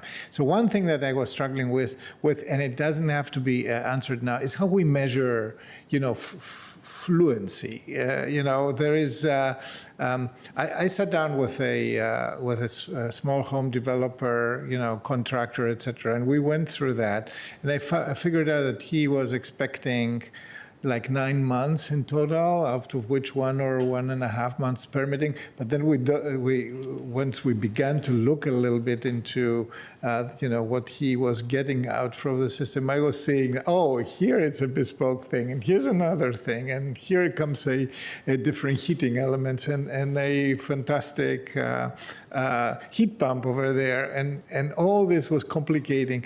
So how do we account? I mean, he felt that he was, that it was slow. And I honestly have to tell you that I saw that it wasn't. So there was already an original, gap between the perception that we had going, step by step. So I just am interested to know what's a good way to measure the workflow. And I would appreciate if we find a quiet moment to walk through in a kind of an experiential experience. Thank you. So the question, I think, measuring the workflow or counting the time or communicating on the work that's being done on a permit. I think one of I know we don't want to have a long conversation, but you're trying to, the challenge of coming up with objective standards, as I was referencing our other jurisdictions. For us, I think we can come up with them, but frankly, for me, it's the way you feel going through the process, because every one of these permit applications is different. And so I would just say that, at least for context. It was stunning to me how much variations there are. Great. Thank you, Ms. Cunningham. I also would welcome additional deep dive and really appreciate the work that's been done to date. I know there's been a lot going on, and Permit Arlington goes from the tiniest of little changes by someone who's never made a change to their home to, the most intense redevelopment. So I know it's a wide range. I'll just tag for the future conversations a few topics that I'd love to reach into. I think as Mr. Carantonis mentioned, sort of the understanding of elapsed time for both the CPHD review and the DES review, recognizing that they often go not in parallel necessarily. We hear from folks who've been around a long time, I just want to come back, and walk through the building with my plans and be done in one day. So trying to understand that a little bit and understand what we as a board can do to invest and support you. Second category is around required materials. As the manager mentioned, it used to be exactly a certain size paper that was needed. And I think sometimes business owners and homeowners still run into that like we uploaded as an 8x11, but it has to be XYZ because we expect this particular dimension. The plats and how to find them, as Mr. Pfeiffer mentioned, that's great, and having the link right there will help folks. And then the perception that you're repeatedly uploading the same document in a couple different steps along the way. And again, we can double click on what permits that pertains to. Third area is really about the user feedback. We hear really different things from power users who are, home builders or developers who are doing this all the time. The thing I hear most from them is, especially on the DES land disturbance side, is there an easy button or a replicable set of plans or, a typology or pattern book that they can just choose from rather than feeling that it's bespoke each time. And then for our smaller projects and new users, both homeowners and small contractors, I think there we hear mostly that they're getting lost in the woods, and that they're just trying to put up a fence and they need sort of a simplified what's it usually look like when you put up a fence, or you replacing a gas appliance, or et cetera. We also hear from them inspections and consistency, and I think we particularly hear that from our small businesses who are doing tenant build-outs, that different inspectors sometimes have different opinions, and that can cost them time to open. And then finally, we hear overall costs and affordability, not surprising, both our fees, but in particular, the soft costs associated with those elapsed times and or the multiple interactions. And then finally, I'll just say the last section you addressed it is the communications. I think the most common thing that gets to us, which is not the most common thing to happen because only the complaints get to us, is I called, I emailed multiple times, and I never heard back. And so the turnaround time is great, but how are we tracking that those calls happened? Who's the primary contact? And then I love the expanded access to comment letters. So thank you very much. Look forward to more discussion. Certainly. Thank you. Thank you, Ms. Cunningham. And there were two finalies and a good list. And you tracked much more than I did the LDA. I was involved in a conversation, but so what I'm suggesting is that from your list, there'll be sort of some shared responsibility to work the problem going forward. I really appreciate the detail of your list. Ms. Coffey and then Mr. Spain, go ahead. Yeah, and I'll be pretty quick. I think the transition to having the online system should be absolutely celebrated. I think sometimes people take for granted, because technology has moved so quickly and we have so many systems and everything, that surely these things can just happen online. But as we have, I think, seen and learned, it's not that simple. And so I'm really, I'm glad that we have something in place and that, we are kind of ready to start making these fine-tuning discussions, decisions going forward. And I think one of the things that, most of the things that come to the board are some sort of edge case, right? Like the normal things usually don't quite make its way up to us, which is for the best. But I think that that's where, I definitely am curious what kinds of additional supports may or may not be possible with the electronic system is when people do have those kind of weird, out of the ordinary cases, how do we make sure that those get flagged pretty early so that we can do a little bit more manual work? Because I think sometimes automated workflows kind of hide those more unique situations, and we don't want people struggling because they just have something that was never anticipated by the system, waiting, within the system, trying to go through the normal steps when maybe the normal steps were never going to work for them in the first place. So that's just a thought that I have.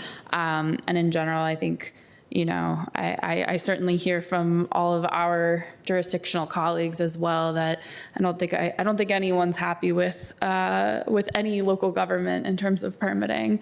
But if we could be the first, I think we'd all appreciate that. Thank you, Vice Chair Coffey. Yes, and that doesn't mean we're trying to pile on. We're just trying to reflect the reality of our sense of things. And then my sort of sense from the list that Ms. Cunningham and your comments is that we're going to have to partner with you to work on this area, I think. Mr. Spain. Well, thank you, Mr. Chair and colleagues. And also thank you to staff for your hard work and diligent efforts here on these enhancements. I, too, would be very open to an additional kind of 2x2 so we can really dive into the weeds. But as we have this conversation about permitting just in general, and also I look forward, Mr. County Manager, to see what NVRCs, where they want to go. Let me just say this. I'm always of the train of thought of evaluating where we were, where we are, and where we're trying to go.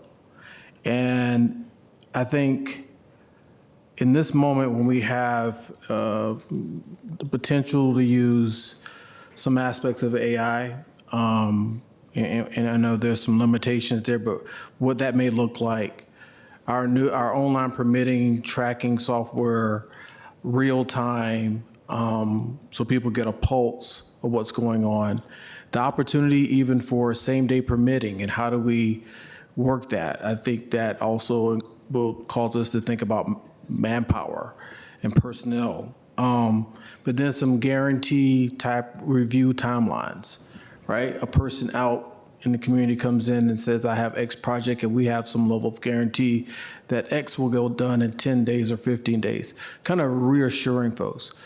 But I have a lot of thoughts about this area because as long as I've been here, permitting, as what you've heard, has never been, people have a lot of grumbles about it, but I think there's ways to continually find ways to improve ourselves and be efficient. And I just want to thank you for the movement you've made up to this point and look forward to additional conversations, okay? Thanks. Well, thank you very much. And I know it may shock you all to hear that rather than comments on how each of you perform as county board members, the thing I hear the most about is our permitting system. And so, well, once we fix that, it'll be really exciting. So, one of the things is, and I know we're jammed for time and we have a lot to get ahead on, but I'm bringing this up intentionally because Dave Kiefer is working nonstop to try to improve things. He doesn't have all the answers at all. And we are trying to improve the feedback we have. And I welcome you all as partners on that. So thank you very much. And I'm going to move on to the next item, if that's okay. And Samia is going to stay here. This is a little bit more in the way of just an update to the community. And I don't mean to diminish this because we've gotten a lot of questions as the legislative process went on about what is, quote, faith in housing and what does that mean? And so we have a few slides that are going to, from a staff perspective, restate things that we know, but the community may not know. And I know that the board and we are making sure that we spend some time on what's going on. But if we put up the slides, I think we should have them. Yeah, thanks, Mason.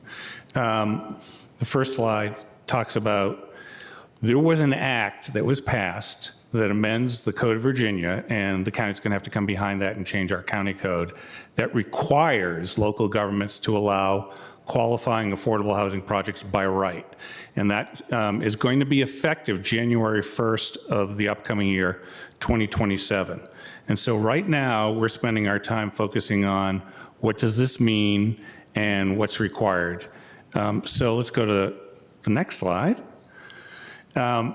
So in doing that, we are going to establish a web page. And also, I did want to, thank, we have Brian Esty, who's here, who's our legislative liaison, and Ariel Adoro, who's in your office, is spending a lot of time. We're going to work on developing frequently asked questions, because right now, what we have is a lot of questions in the community of potentially 500 sites that are involved. How is it all going to work? I just wanted to let people know that as we go through this, we're going to make an effort and we're going to go live today with a page. I don't want people to think it's going to have all the answers, because it just doesn't. But I didn't want to wait until we got to December and say, hey, by the way, here's how we're going to handle it all. We're going to go through this process where we post information and make sure that people have an opportunity to ask us questions and also see the answers that we're putting together. And I think if we can go, if there may be one more slide. Nope, okay. The other thing is, and I don't want to spend a lot of time on this, and I know board members may want to comment on this briefly, but this question about what it means to be by right is really important for people to understand. That essentially means that if you meet the requirements, the public doesn't really have an opportunity to come to the board or go before the BZA and say, we don't like it. It's going to happen. But what those requirements are, for example, I'm not going to get into them, all of them now, but you have to be a 501c3 that's been around for at least 5 years. You need to have a certain percentage of units that are going to be designated for affordable housing. You have to be within 500 feet of a public water and sewer main. You can only, there's a lot of details in there. We're going to lay that out so that people can see what it is that's going to be involved with that. And frankly, we're going to get a lot of questions from those parties who are 501c3s who might be interested in embarking on this process. And I know that there are a lot of potential parties out there. At the end of the day, and I know I've said this to each of you, embarking on that process is one thing, but actually having the funding to go ahead and move ahead with those projects, and we'll talk about that separately as part of the CIP. There are going to be very few projects at the end of the day that are actually going to see the light of day. So I will stop there. Any questions that you might have, but it's really meant to address some concerns I've heard from people that, hey, the legislation passed, you guys aren't doing anything about it. That's really not the case, but we're at least laying out the webpage, and we're going to start providing information. Thank you, Mr. Schwartz. I'm sure all of us could have thoughts on this and leave it to colleagues, but I also would envision, is it a fair sort of inference from your comments that over the coming weeks and month or month and a half, you would have updates that would go to the webpage, and there would be ongoing work to prepare us for January 1st. Yeah, absolutely. And we're also checking in the region. Everyone's going through the same situation of trying to interpret these things to make sure we have some consistency. Thank you, Mr. Schwartz. The first slide I saw this time was Mr. Spain. Go ahead. Thank you, Connie. Thank you, Mr. Chair, and thank you, County Manager. Look, in my opinion, you're ahead of schedule. I remember a few months ago that I had asked about, many of us had asked, and I'm glad we have something. I just want to take this moment and really think about words matter, because the presentation, though titled Faith in Housing, the legislation in and of itself, right, is not titled as such. And it also talks about, so what I want to be mindful of is that we don't, as a community, imply or don't think about the nonprofits perhaps that are also qualified. And, giving too much emphasis to just faith it can be very controversial to many folks. So maybe we want to think about alternative word language, because again, that's not how the legislation is written. It is actually written affordable housing, religious organizations, and other nonprofit tax-exempt properties. That's a word salad. You tell me how we can massage that however you want to. But I think it's important that we think about the titling of this similarly. If you look back to Missing Middle, EHO, right? It matters. So outside of that, I just want to thank you. You mentioned that the website will go live today, which I'm thankful for, and you're going to update periodically with, so I'm satisfied. Those queries that come in from the public, where will they reside? Who will receive those? And I'm going to have to see on the webpage if there's I think there's a contact point on there. So you want to? I think right now we may have it linked to the legislative page. So they would go to Brian, I assume. Okay. And I know, Brian, I would hope, I'm sure I don't want to get in front of our vice chair who's run out there. We'll have to somehow capture down the road data, what people are saying. Thank you very much. That's all I'll say. Thanks. Thank you, Mr. Spain. So next, Ms. Cunningham, and then to you, Ms. Coffey. Go ahead. I just want to thank our legislative team, both Ms. Coffey and Brian and Lynn and everyone else in all through the departments trying to respond to an astonishing number of bills and new laws coming from Richmond this year. And I know there was a lot of anxiety in the community about this particular bill, and in particular why they hadn't heard much as soon as it passed. But I think just lifting up that staff were triaging and getting the bills that were coming into effect the first of this month solid as possible to make sure that we were in compliance, and really glad to see us turning now to Faith in Housing and others that will be in effect on January 1. Thank you, Ms. Cunningham. Ms. Coffey. Yeah. I think this will be an interesting process for all of us. I think I just asked the community for patience and cooperation. I think there's a lot. One, we do not have the option to not do this, right? Like, I think that is really key for people to remember. The General Assembly has passed this into law. It is the law of Virginia, regardless of anything that Arlington County's staff or board do or do not do. And so with that in mind, I think it's also important to remember that this is not a bill or a policy that Arlington County wrote. And so in terms of reconciling what this looks like with our processes and how we do our day-to-day business, I think is going to take some time, and probably also if a project ever does come forward through this, I think, patience as we work out the bumps in the road, because the General Assembly passes laws for the entire Commonwealth. They're not thinking specifically about how our permitting process works, how our zoning and planning works, how our staff run their workflow. And so it's different from every locality, and there's going to be challenges in terms of working through that. And so, the frustration that will inevitably come out of that, I just ask everyone to be very patient with us, because we, probably are going to find things we would have done differently if we had been given the opportunity. At the same time, we just don't know what's out there right now in terms of actual interest.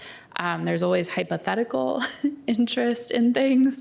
And I think it really is, like, patience is just the name of the game right now. While we wait for the policy to be implemented, while we figure out what we need to do in terms of potential ordinance amendments, not ordinance amendments, who knows what that will generate. And then in terms of, what community interest exists out there, those things are just gonna have to play out over time. There's really no way to jump to a conclusive answer about what may or may not happen in the future under this policy. And so I know that sometimes there's a feeling if we're not saying exactly what's going to happen, it's because we know and we're not telling the public.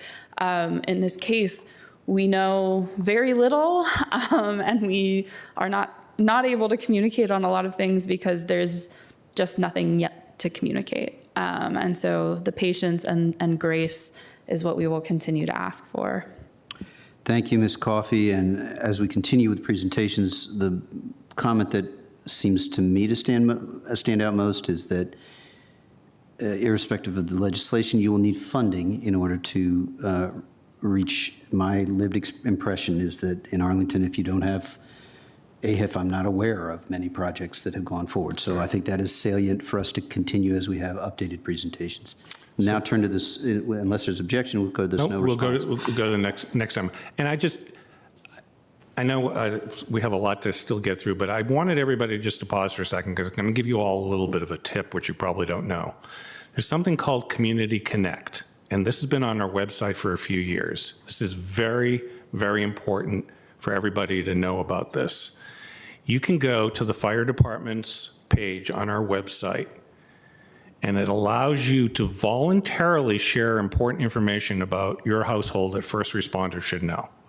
So for example, if a first responder comes to your house, and we're going to have Will Flagler come up a little bit later. If you got any questions about how we put premise data into our call system, it'll say there's a person in your house who has some special needs, or you have some pets or some special property. When our firefighters arrive, they'll have that information in hand in advance.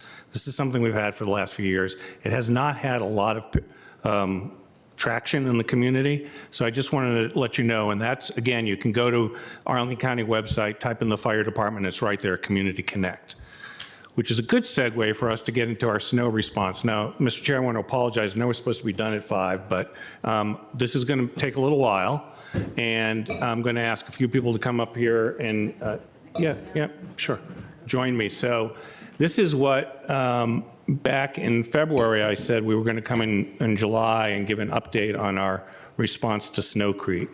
And I know for many people that seems a long time ago. For me, it seems like it was only yesterday. We're going to go through a discussion here of some of the things that the approach we took in January, and then a discussion of the changes and improvements we're considering.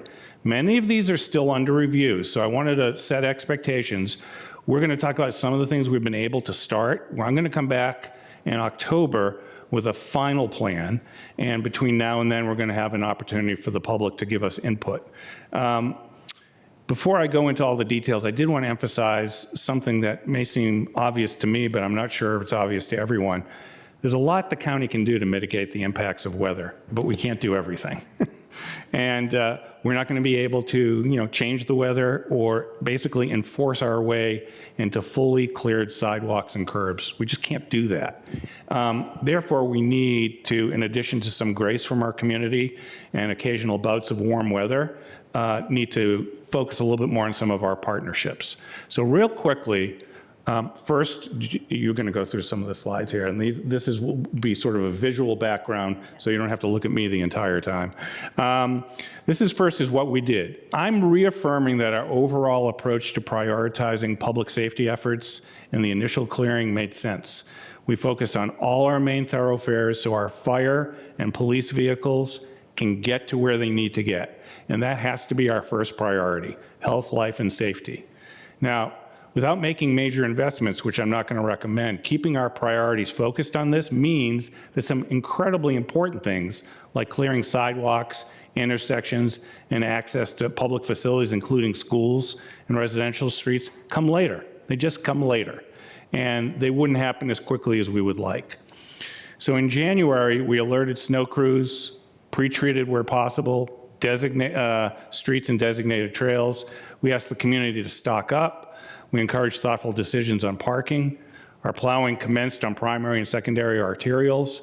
They remain passable for emergency vehicles and public transportation. And we plowed our multi-use trails that have high usage. So next, after that, we worked on getting our community back to work and school. We treated and plowed residential streets. We focused on ART bus routes, Metro bus routes.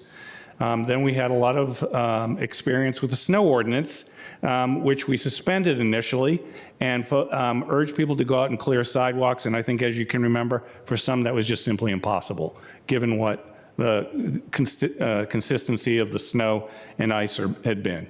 We worked with our plows to make sure that we continue to plow. And what we found in many cases was that some of the hard work that our residents had done was undone by our plows. So we'll have a little bit more on that later. We did the cleanup phase, which means removing ice and slush from roads, and where accumulations were heavy. We're also able to move some of that in certain parts of the county to other sites, and we'll talk about that in a minute. And our whole process, I think, was deliberate. So now we're going to talk a little bit about what we're thinking of changing and what we are changing. And our first review started with gaps in our response for the most vulnerable members of our community, those who are physically unable to clear their own sidewalks and areas around their houses. An ordinance there doesn't really help with that. So we've developed a solution for that, modeled on programs that some of our neighboring jurisdictions have, and which the board asked us to look into in January. We're calling it the Snow Buddies program. And I'm going to turn it over to some of my personal snow buddies, Will Flagler, who is here with Jessica Baxter, and one of our community superstars, Lisa Fikes, who's going to talk a little bit about the Snow Buddies program. So over to you, buddies. Thank you, sir. This is a good opportunity. One of the things I'll talk about is emergency management Arlington. One of the things that we do best here in my over a decade of working here is we look at something in a response and we figure out how to improve it based upon community feedback, working with our partners externally and our departments. And this is a really good example of where we did that and we're able to focus and make sure that we can help the most vulnerable in our community. I'm joined, like the manager said, by Jessica Baxter, my department, and I have to say the incomparable Lisa Fikes, the president and CEO of the Leadership Center where Volunteer Arlington is. She told me to say incomparable. I did, right? Okay. So we did that. So next slide. Some of the things that the Snow Buddy program will be doing, like I said, this is a pilot. We want to make sure it's focused. We don't want to just launch a program and not test it out, making sure that we get feedback and talk to the right people. Yeah, we adapted it from a different jurisdiction, but again, the key word is a different jurisdiction. And we have to make sure that it fits Arlington and our community. So some of the stuff that you see here is that it's a practical preseason model to help older adults, residents with disabilities, homebound residents and neighbors lacking resources to clear snow, a way to convert goodwill into organized, safer, trackable community support without relying on county crews to solve every sidewalk challenge. And we want to make sure that we work to integrate the broader snow action plan, which includes public information, volunteer community support, and department-owned operating procedures. So at the end of the day, the three key elements for this plan, for this program, is making sure that we connect people who need the most help with people who are able to help them. That is what this program is supposed to do. And I'm going to turn it over to Jessica now to kind of take you through some of the details of the Snow Buddies program. Thanks, Director Flagler and Mr. Manager. I am excited to talk about the concept and the framework for Snow Buddies. At the heart, Snow Buddies is a neighbor-to-neighbor support program. The objectives of the pilot are what we heard from feedback following Snowcrete in January and February. We want to improve, next slide, please. We want to improve safety and mobility during winter weather, support vulnerable residents, strengthen community resilience and neighborhood connections, reduce unmet needs, and really provide a supplement to our county operations who are handling a response. As Director Flagler mentioned, it is a pilot. We want to see what works, what doesn't, and that will inform the future of the program. Next slide. So some of the things that the county manager mentioned was the after action that occurred in what we heard. Vulnerable residents experienced some of the greatest challenges, whether that was accessing their sidewalks, their neighborhoods, transit, going to medical appointments, and other essential services. We also heard that we heard that stronger community support was an appetite that our community had, and being able to provide a more organized way for neighbors to help neighbors. As the county manager mentioned, we began to explore volunteer models right after Snowcrete. I would say in February and March, we began having internal discussions, and we looked at various jurisdictional models from neighborhood-based programs to larger citizen workforce concepts. And we also wanted to talk to our internal operational partners, so whether that was DS, Parks, DHS, and obviously Volunteer Arlington. What we recognized very early in the process is that our operational departments are fully at capacity, engaged in snow response, as Mr. Manager discussed, with the priorities that they have laid forth to clear our county. And so we saw an opportunity with Volunteer Arlington, who are our experts in recruiting, training, and supporting volunteers, and really serving as a bridge between county departments and the public to garner those volunteers. And we've had many successful initiatives that we've partnered with Volunteer Arlington and Lisa during COVID-19. They really assisted our vaccination efforts, our clinics during the DCA aviation incident. They also were ready to go with anything related to a family assistance center should that have happened in Arlington. So we were really excited to partner with them on this endeavor. Next slide.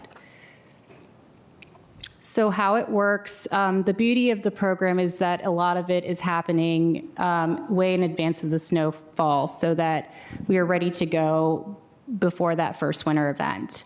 So the first step of the process is recruiting residents who need assistance. We are working with our department DHS. There's also other senior programs and other targeted groups that we can look at to target just the eligible participants of this program to get them to sign up. Volunteer Arlington obviously has the infrastructure in place to recruit volunteers. And once we have a subset of the two groups, that's when matches are made. We are following a very similar model, pretty much mirroring our neighbors in the city of Alexandria. Volunteer Alexandria manages that program, but the way that they match is through geographic location, which makes a lot of sense because we want people to get to their matched households quickly and safely. Once the matches are made, we then go into onboarding and training to provide program guidance to prepare both our volunteers and residents so that they understand the roles and responsibilities and sort of the rules of engagement.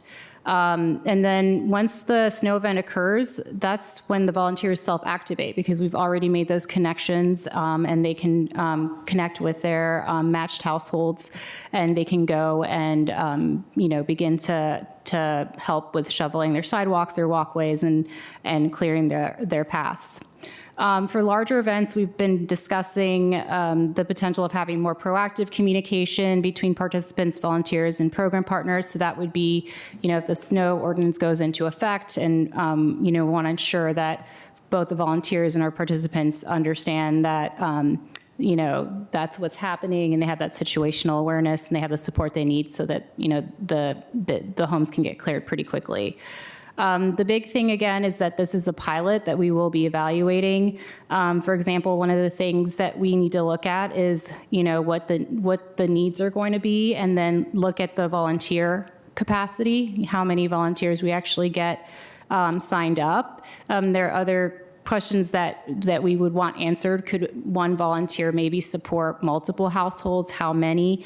Are there gaps where there are, people that that are in the program, but we don't have someone within a certain vicinity? So those are all exactly the types of questions that the pilot will help answer and help us create a very successful program, targeting those that are most vulnerable.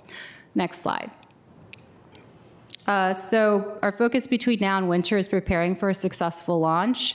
Over the coming weeks, in partnership with Volunteer Arlington, we'll be finalizing the program structure, developing outreach materials, recruiting volunteers, and conducting those matches and training and onboarding. We do plan to soft launch in August as we saw an opportunity with the county fair as a major place that we can begin to have those conversations, engage interests, and develop a list of potential volunteers. We then plan to do the hard launch in September in time for National Preparedness Month.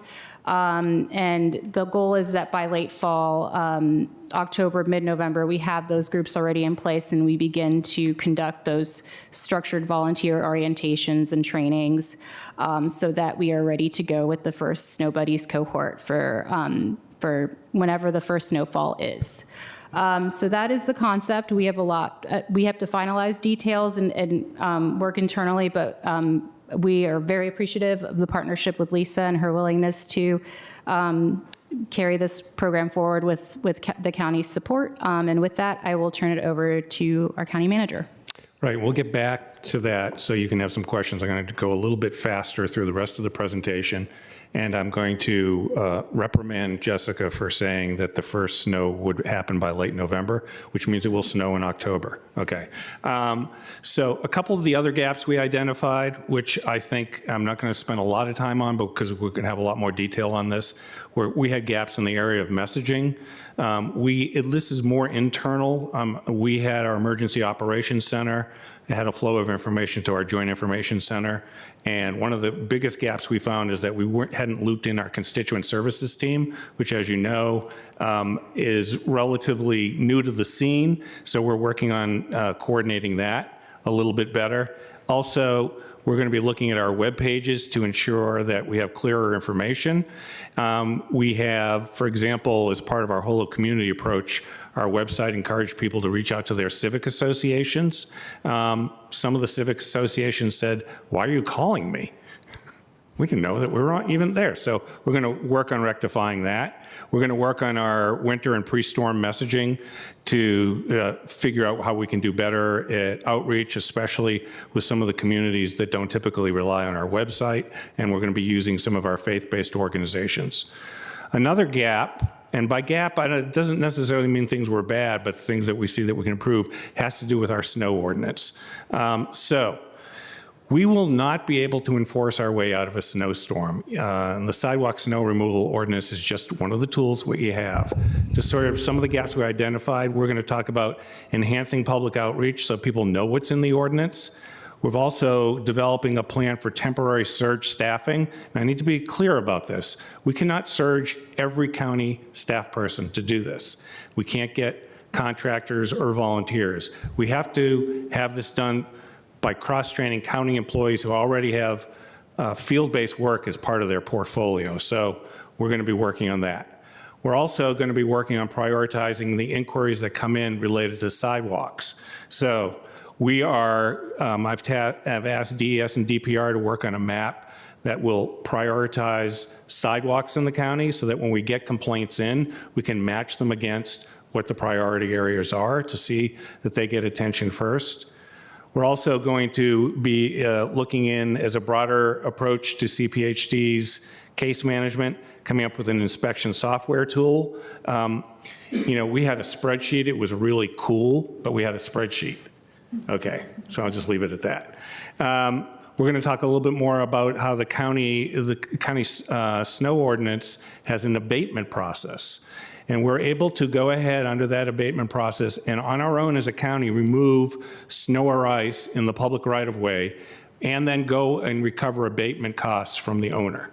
Okay, so we're going to have to talk a little bit more about how we do that. We usually like to reach out to the owners, property owners, for example, and say, make an attempt to clear, and we're going to be polite about it. But if they don't do that, and that's happened in some of our business areas, we may have to step in and then ask them to compensate us.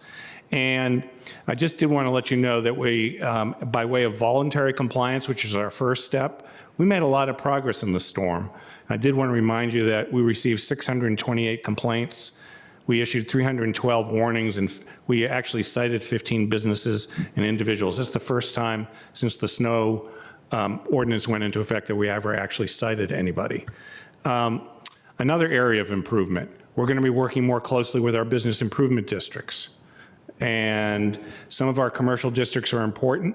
We're going to be working with them to help fill the gap. Another gap surrounds the maintenance of traffic and parking management. And so you're going to have to bear with me because there's a fair amount here. I'm going to be focused on a full refresh on how we go about making decisions of when and where to use my authority to restrict parking on streets, and when and where we begin to remove vehicles from crucial thoroughfares to enhance our ability to maintain passable streets. Now, the administrative guidance on this has been lost to the vagaries of history, and our snow emergency routes, you go around the county every once in a while, you'll see a snow emergency route sign. They're completely random, and they haven't been maintained. And if you look at Title 14.2 of the county code, I have very broad authority. But rather than simply saying, everybody move your car, I'm going to try to come up with some guidelines and share those with the community in October about where people should be thinking about if we direct people to remove their cars, how they're going to do that. We're also going to use an equity lens when we do that because, frankly, limiting street parking in areas where residents have driveways or garages is one thing, but telling people who actually have no other place to park their cars is a completely other thing. So we have to take an approach that takes that into account.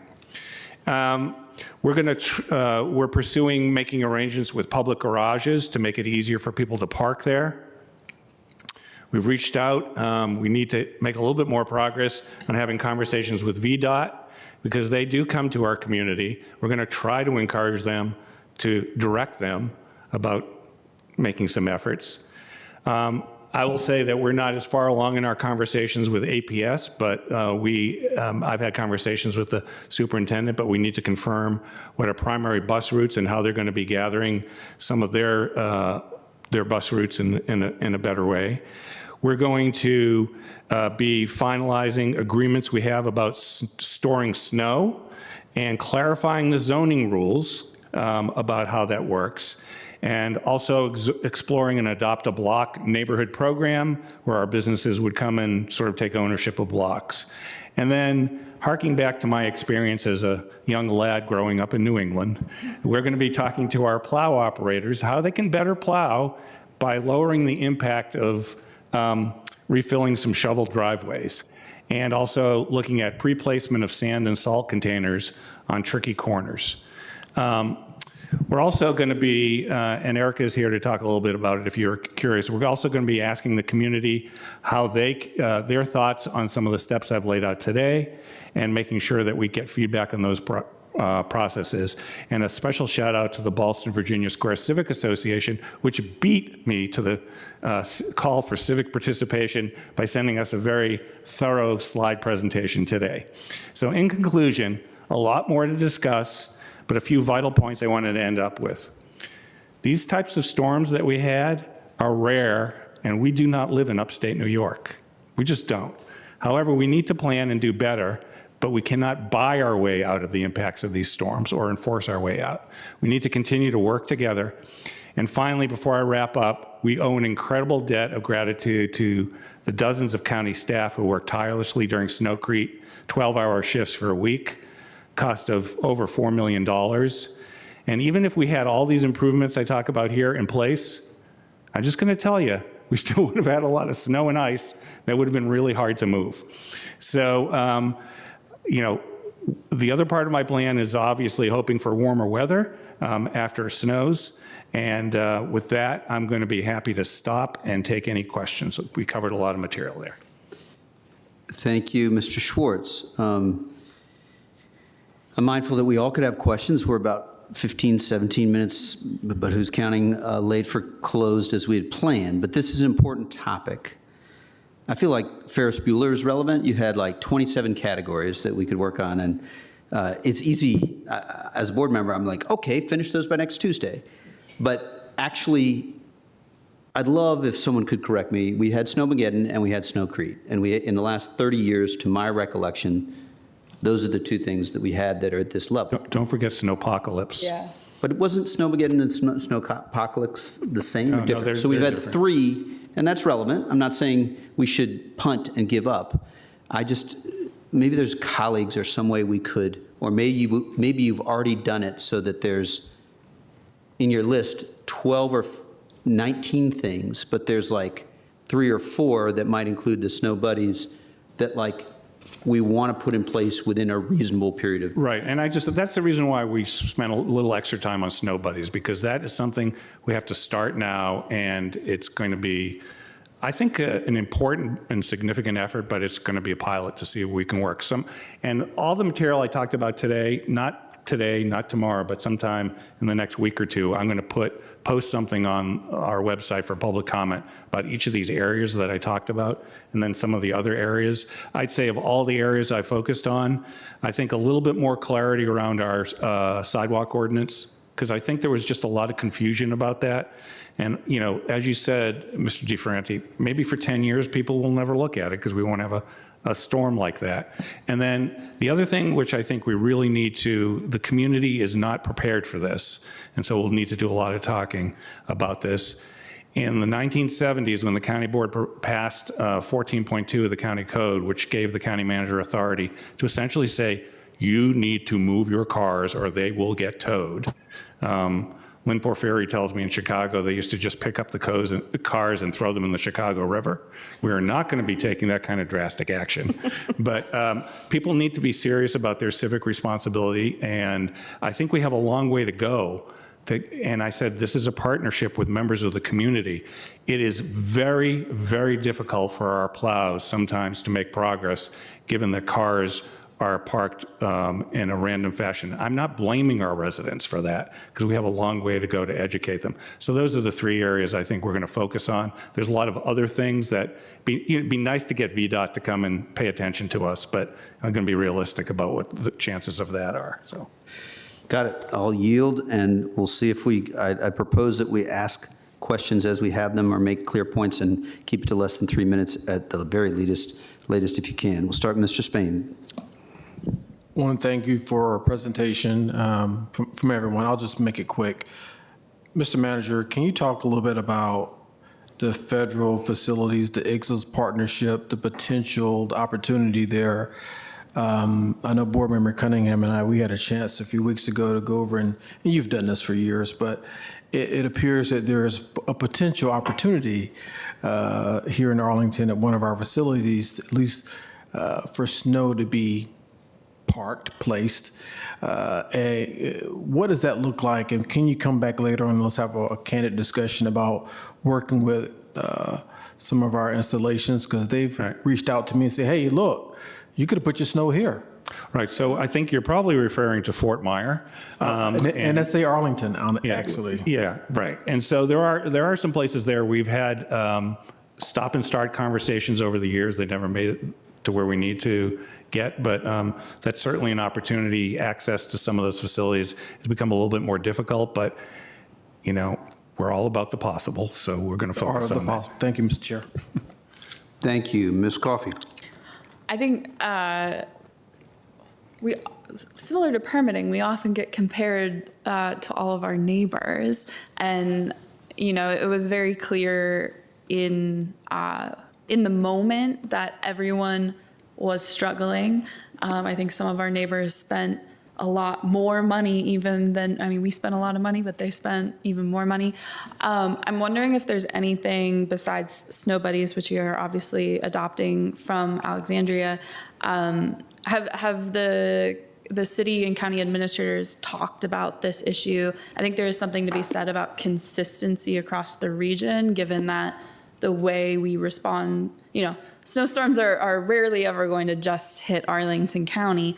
I want to make sure that as we think about things that may or may not need to change, that maybe we think about them as a region, so that also residents know what to expect and are not getting different answers and different responses from Arlington than Alexandria, than Falls Church, than Fairfax. You know, I have talked to my colleagues about this, and, you know, the conversations, you know, I usually have high praise from my colleagues, but we are actually, I'm just going to say, we're in a competition for contractor staff. We're in lots of competition here, and there really aren't a lot of resources to go around. I will say that there are potential for better communication where there are the borders between our jurisdictions, and making sure, because we heard reports that we would plow a street right up to, in Fairfax County, VDOT's responsible for doing that. That collaboration, really, when we think about it, it's really enhancing the collaboration we have with VDOT, because all our surrounding jurisdictions, except for the district, use VDOT. And DC, I think, actually does an excellent job of clearing the bridges. There's more challenges, I think, internal to the city. So no, we haven't spent as much time on that as we probably should. Thank you, Mr. Schwartz. And Ms. Coffey. Ms. Cunningham. I had two questions. One is about for the Snow Buddies program, which I'm super excited about.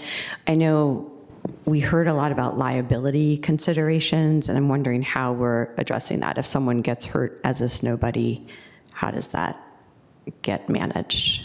Mr. Attorney. So there'll be ongoing discussions with risk management and volunteer Arlington. Okay, terrific. So we're working on that. And then the second is, you mentioned there's sort of two levels of priority. First, the arterials and the trails for emergency access, if I heard correctly. And then secondly, getting back to school and getting transit routes back open. I'm curious, while I'm super excited about our trails being cleared, whether that really comes before getting the buses back running on the streets. So can you say a little bit more about how that consideration Yeah, works? and perhaps I wasn't as precise as I needed to be on that. You know, we have separate equipment that we use for our trails. Okay, so it's not like we can take that equipment and help clear the streets. Got it.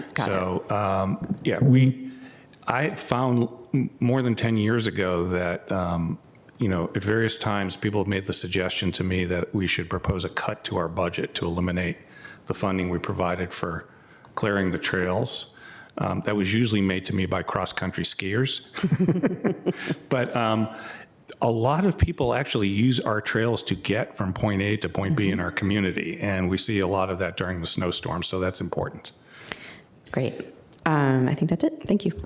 Thank you, Ms. Cunningham. Mr. Karantonis. Thank you, Mr. Chair. Mr. Manager, this is all,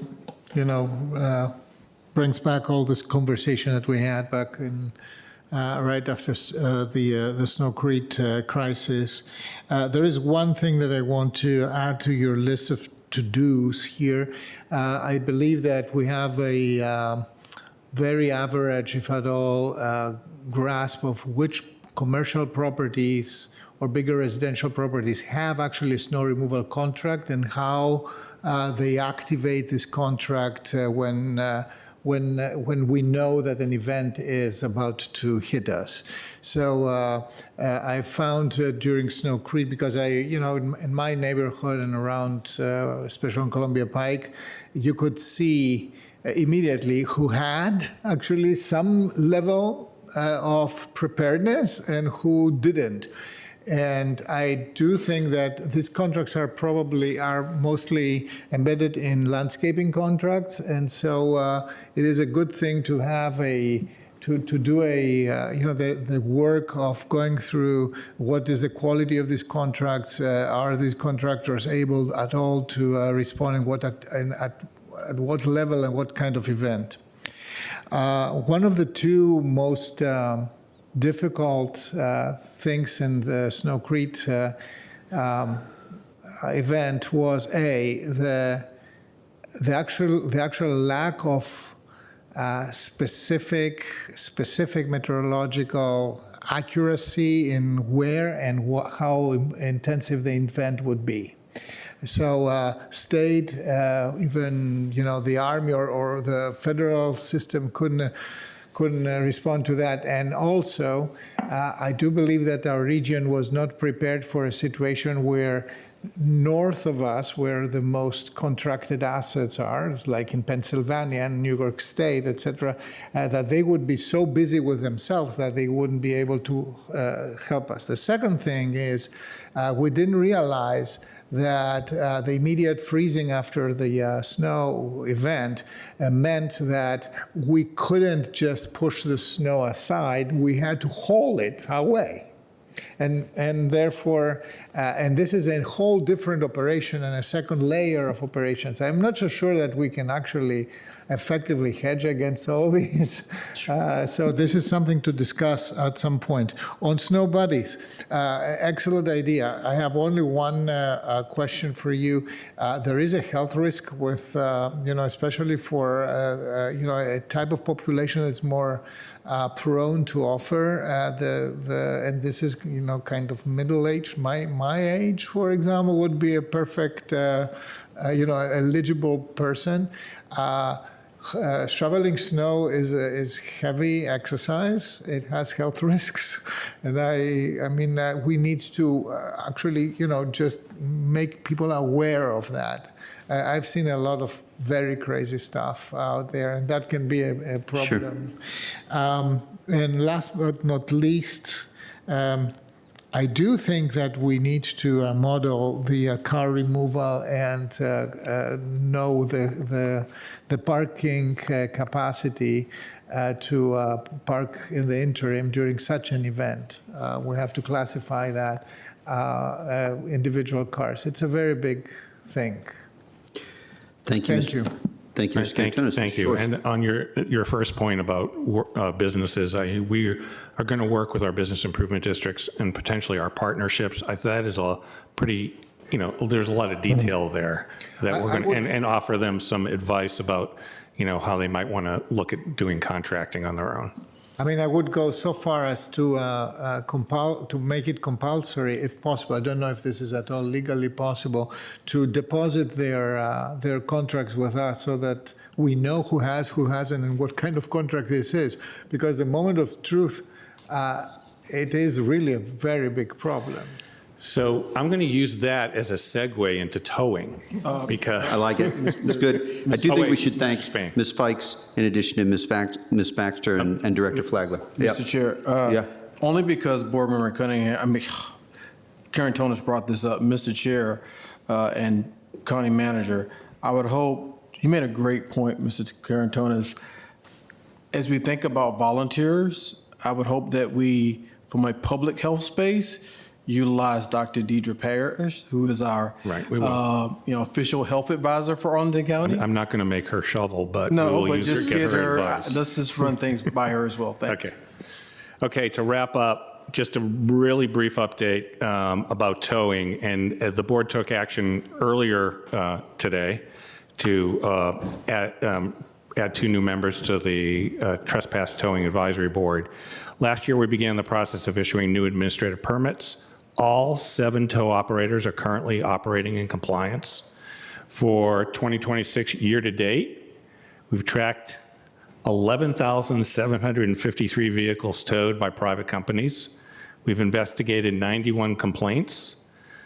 We facilitated 16 refunds, and we have 1 case pending in court. And so this summer, staff's already begun studying towing fees and examining our ordinances, and we'll work with the newly reconstituted TTAB advisory board to make any recommendations to the board before the end of the calendar year. And this concludes my report. Thank you for your remarks. We will have follow-up on towing for sure, but that provides me an opportunity to move that the board convene a closed meeting as authorized by Virginia Code Sections 2.2-3711A1, 7, and 8 for the following purposes: discussions regarding the performance of 2 board appointees, consultation with, and legal advice from the county attorney regarding 1, the county's legal authority regarding collective bargaining agreements, 2, 1 active matter in litigation, and 1 matter that will result in probable litigation where such consultation or briefing in an open meeting would adversely affect the litigating posture of the county board, and 3, the county's legal authority and options to comment on and participate in review of a pending federal project that may impact the county's transportation network, emergency response airspace, certain infrastructure, and historic preservation efforts. Is there a second? Second. Moved and seconded. All those in favor say aye. Aye. Aye. Colleagues, we will start 36. So if folks can, if you need restroom, divide and conquer, and we will start at 36 or 37. If you can, if you don't need, get food.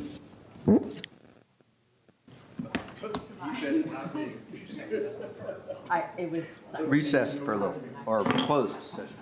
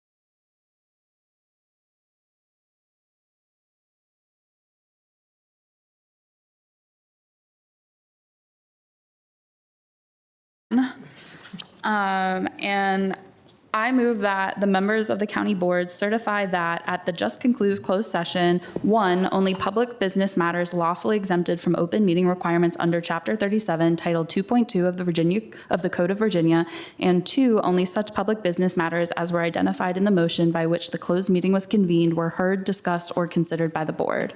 Second. Thank you, Mr. Clerk. Certainly. Mr. DeFranti. You want to call the roll? Calling the roll. Mr. DeFranti. Yes, sorry, I didn't Ms. hear you. Coffey. Yes. Ms. Cunningham. Yes. Mr. Spain Sr. Yes. Mr. Carantonis. Yes. Thank you very much. Mr. Kushner, would you call the first item, please?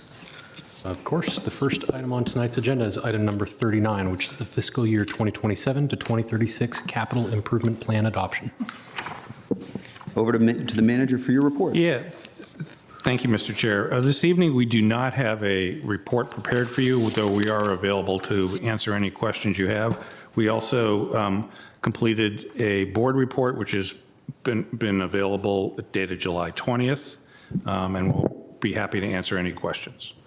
Thank you very much. So, Mr. Kushner, we have not set a fulsome process, but I do think I'm hopeful, and if you need a couple of seconds to get there, we should scroll through on the screen, if we can, the final draft of the guidance so that our community has some context.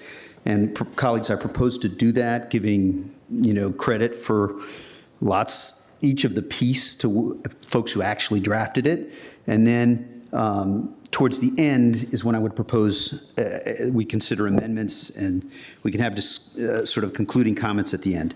So, Mr. Kushner, when you get to a space where you are able to run through that, that would be our first step.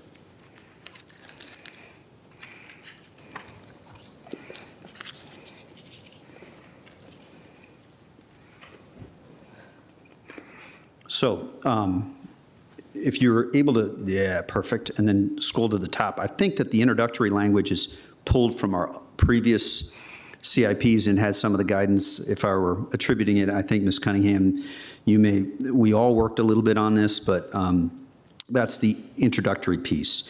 The second, under environment, I think for the legions watching at home, this is actually a board unified piece that Deputy Manager Michelle Cowan helped us with, but this is a significant investment in environmental facilities, and consistent with the work session discussions, we will be having a solar site, and then we'll go from there. And so we did a stress check, questions about the roof not being premature.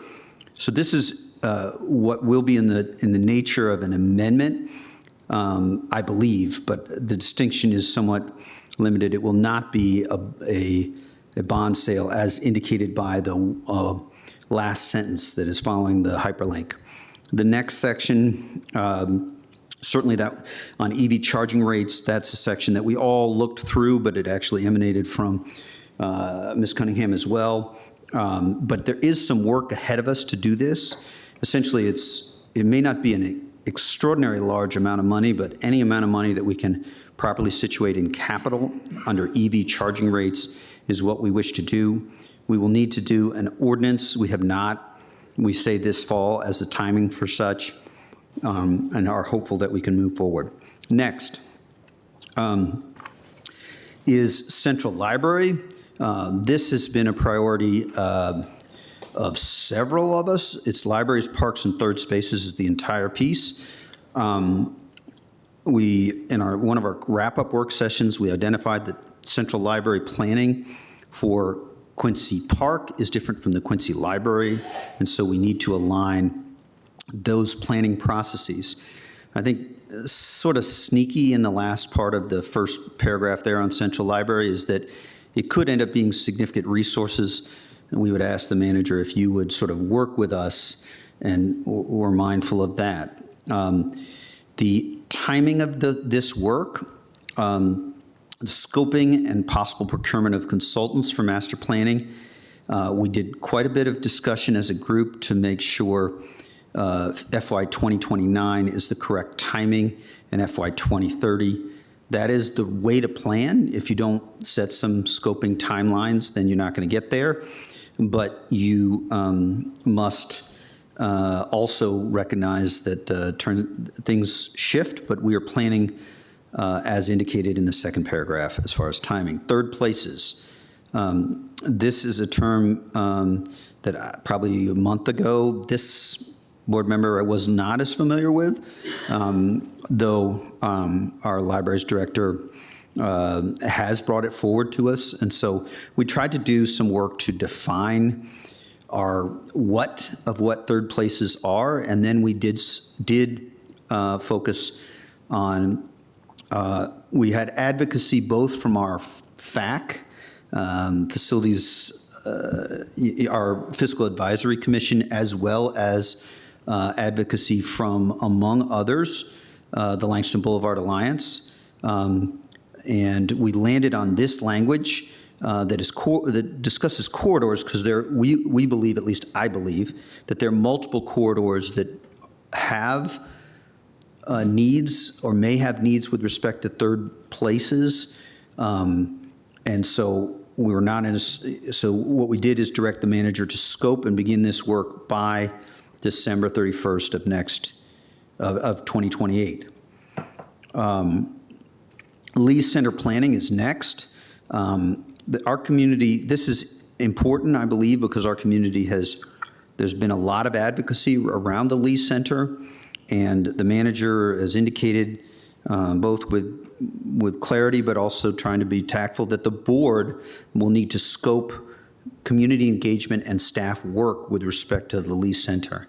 And so I think these firm dates as far as when we are committing to do this work, to scope and then begin and engage with the community, are very important, because frankly they far precede investments that we might or might not, but might get to as far as the Lee Center site itself. And we tried to be both broad as far as what could be contemplated at the site.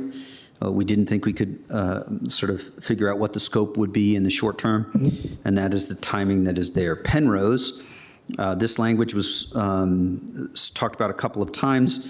This is staff engaged there, and this is, I think, colleagues, there seemed to be consensus regarding this. Next, after Penrose, this is worthy of holding on the transportation. This is Arlnac. We did have discussion about the timing of need for the program. We had significant community advocacy for larger sums of money. We wanted to be fiscally restrained, but we did invest the $2 million.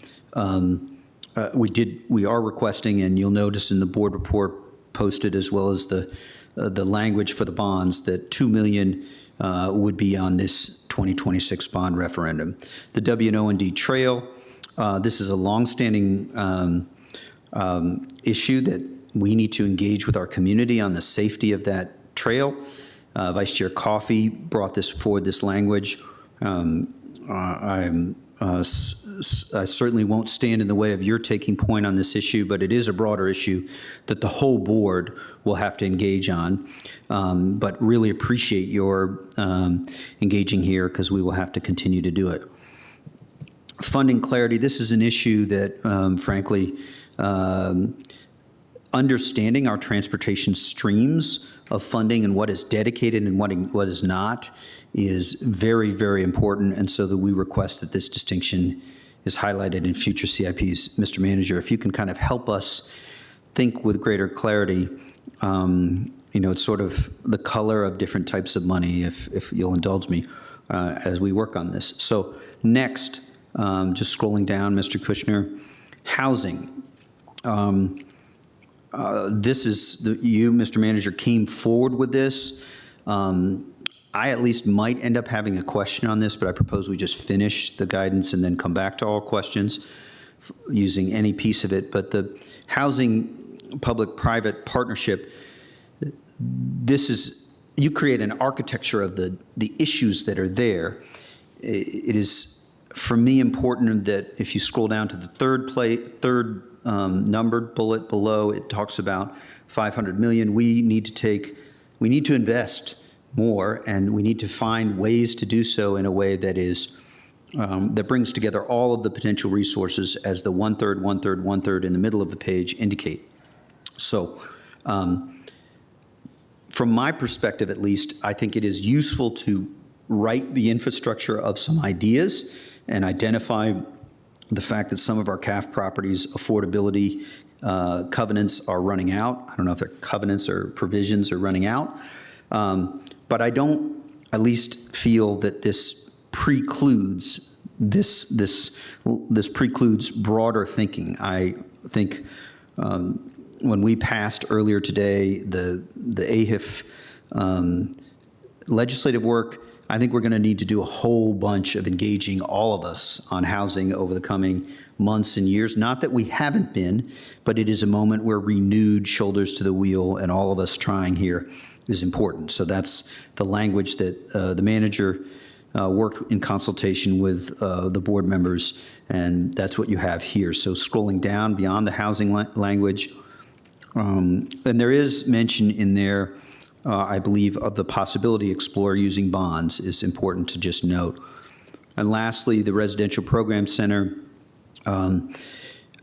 This is staff identified language. We frankly have some detailed work to do there.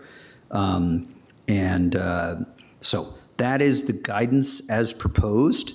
We did discuss other areas, and I will leave it to board members, but I'll just identify, I think that there is a broader tension between identifying policy areas that we might like to work on and the appropriate venue for whether guidance is the place to do it, or whether there's what we call 2x2s and board member, which only 2 board members can meet at a time on a public issue without noticing that issue. And so we get briefed in groups of 2, 2, and 1. And so that is the venue for some of those policy issues, and there are others of those policy issues where, candidly, I need individually, and others may feel that on some of those issues, I need to get much more educated, and there's some other tools for some of the 3 or 4 or 5 other policy issues that we had some debate on. I've been talking plenty. I will now just pause and see if colleagues either have questions or amendments in any order, and also I am game for closing comments if that's where you are. Go ahead, Mr. Spain. Mr. Chair and colleagues of the board, as many know, this is my first CIP, and let me just say that it's not just a ride, it's an adventure. I do want to thank staff, county manager, for all of your hard work that you put into this to kind of lay out a foundation for us to work upon. As I prepare have my remarks prepared here, I also want to commend my colleagues on the board, because if the folks only knew how long we've been working diligently on, changes within a doc file and all that good stuff in the wee hours of the night. Some of y'all went over midnight. It's a lot of work.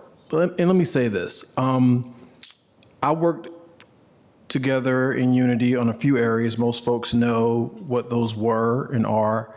I'll speak pointedly about a couple of areas, one being the Lee Center and the other one being RNAC.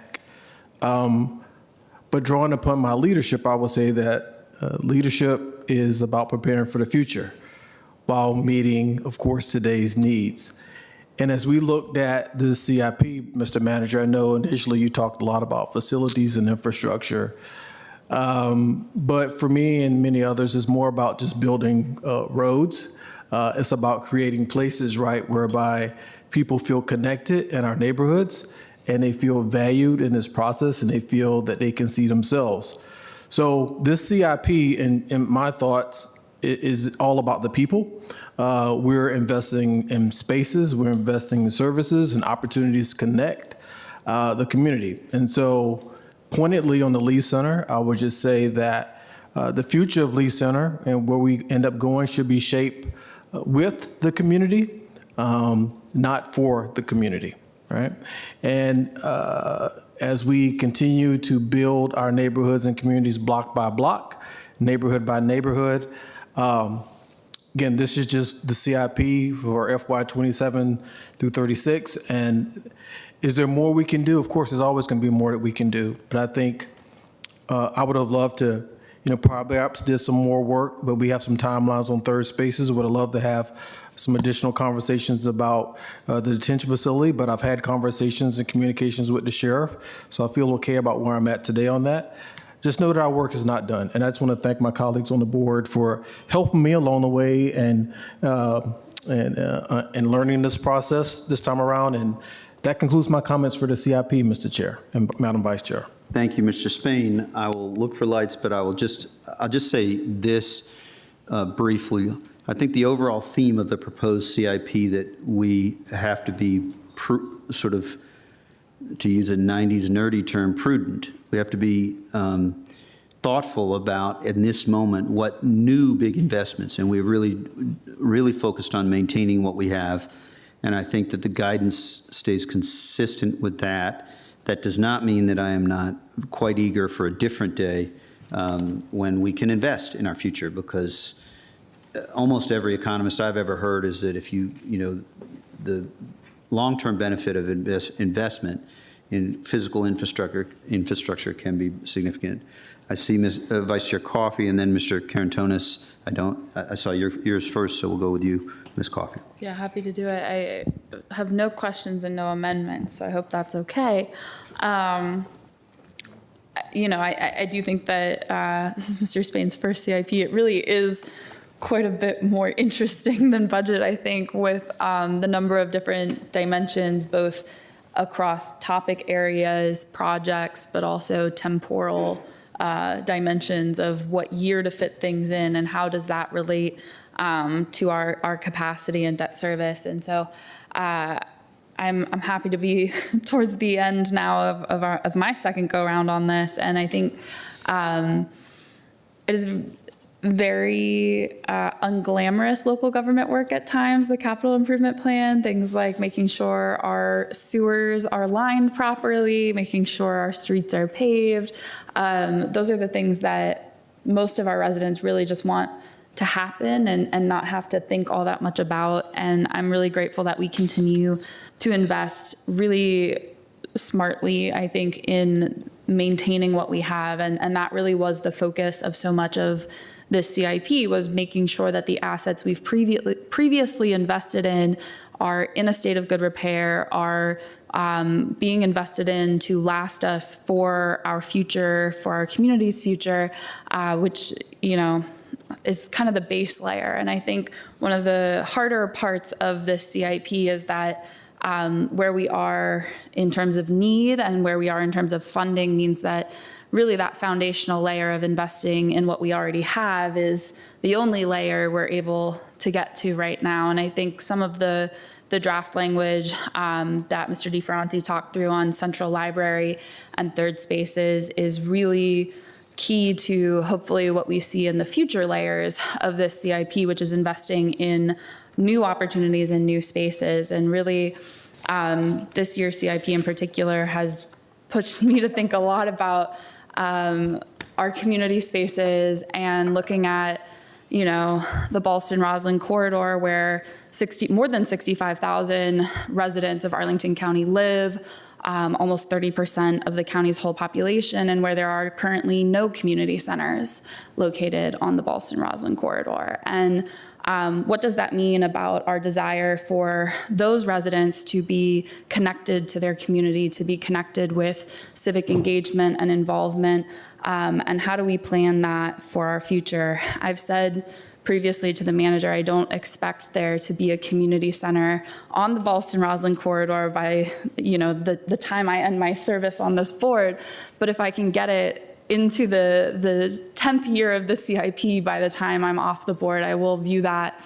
as a significant victory, because new facilities these days are a substantial cost, $100 million plus investments. They do not happen overnight. And so I am under no illusions that we're going to get it, soon or fast, but really making sure that it is something that we acknowledge and agree we want to work toward in the long term. I think that's so important. And then, the other element of that, of working towards our future, really is the affordable housing investments that we need to make. This board has made it very clear affordable housing is a priority. And we've had a lot of conversations recently on that topic. I think someone much smarter than I was talking about some of the new federal legislation and the easing of some of the regulations that the federal housing bill has in it, and that is great because we are building an engine that works better, but without the funding behind it, there's no fuel in that engine. And so that's really what we need to think about when it comes to our local commitment to affordable housing. We can make our zoning as good as possible. We can, as we heard about earlier, invest in Permit Arlington and some of the enhancements there. But ultimately, the driver of housing is the ability to finance and build. And when it comes to affordability right now, the amount we are able to invest simply does not meet the needs that we have identified in our community. And housing is only getting more expensive, which means investing in housing every year gets more costly for not just us, but everyone in the market. And I'm excited about the idea of bringing something innovative to the front of the conversation, and also acknowledging that it's not just the county that needs to be invested in this, but it's the business community, it's our philanthropy community, it's everyone, because affordable housing at the end of the day is something that is critical to the entire community. It is not just a public problem. The ability for people to live where they work, whether they are consultants making many, many, many dollars, or our grocery store clerks and our service industry folks, every single part of this community is critical to the health and well-being of the rest of the community. And so we all have to invest, we all have to come to the table. And I recognize that those investments are not necessarily being made in this capital improvement plan, but I do believe we are setting ourselves up to have those come as the next layer in the future. And so I'm relieved to be at the end of this process, and really grateful to my colleagues, to all of DMF, all of our departmental staff. The number of hours that have gone into this are probably uncountable, but it all makes a difference, and it's why we're here. So thank you, everyone, and I look forward to voting on this. Thank you, Ms. Coffey. Mr. Carantonis. Thank you, Mr. Chair. First of all, Mr. Chair, I think that you hit the nail on the head when you reminded everybody that the CIP is conditioned and framed in the economic situation that we are today. And we had this conversation now for a second or third year in a row with a narrowing pathway to options. And when the manager came to us with his proposal, he framed that, if I remember that correctly, Mrs. Swartz, he said, well, this is not about what new and shiny we can produce, but how we can make sure that we make the best use of what we have, and we maintain it, and we keep what we have in the best possible condition. So to go back a little bit, I still have in the back of my head the conversation with which we closed or accompanied our budget discussion this year, which was a little bit about the demographics of Arlington and where our community is. And roughly 50% of our community is, comprised by households who make more than $150,000 a year, and 50% is below that. So $4.3 billion over 10 years is roughly $36,000 per household in Arlington. I think that, having in mind this disparity between, the households who have a lot but contribute and need a functioning community, and those who have also contribute a lot, but they are in a different place. A library for a household that makes more than $150,000 a year is a different thing than for a household that makes less than that. So in general, we about 40% of all this is planned to be bonded. We will be going to the voters and ask for permission to borrow. 37%, I think, is the exact number. About 10% of this is funded by our pay-go section of our operating budget, or the one that we expect to be in the pay-go section of the operating budget. So roughly half of that is going to be, these are going to be pieces of the CIP where we are going to ask permission from the voter. We are going to remind the rationale and the framing conditions of the request, etc. And we will have to respond also to the near future demands and framing conditions. The other half is, for example, the transportation fund, which is a big chunk of that. This is still a contribution that we see that our businesses are bringing into the CIP. This is a significant contribution. We have to acknowledge that. The transportation improvements that result from that may benefit commercial interests, but they also benefit everybody else.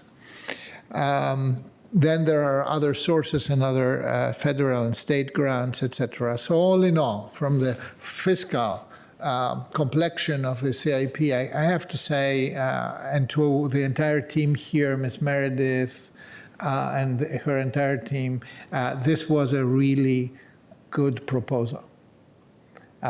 Responsive to the discussions of today, to the needs of today, and also giving the board and the public options for managing as we go further down the road and we realize, how things are changing.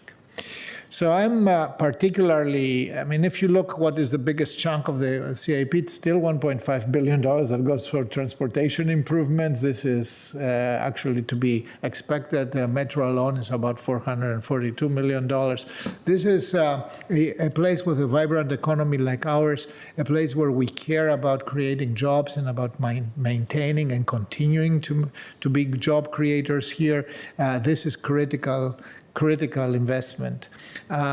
In the very basic scaffolding of our infrastructure, like in our water pollution plant, we are investing almost $1 billion, $972 million. This is the biggest single dedicated investment in a very long time. It was long overdue, and I'm happy to see that materializing right now. Stormwater fund. When I joined this board in 2020, the county manager and the DMF, the Department of Management and Finance team, were saying, well, something, this was right after the deluge of July 2019. And you said, oh my God, this is going to cost us about $300 million over 10 years. So you were absolutely right. We are 5 or 6 years into that, and the order of magnitude that you estimated back then is accurate. It's still $265 million.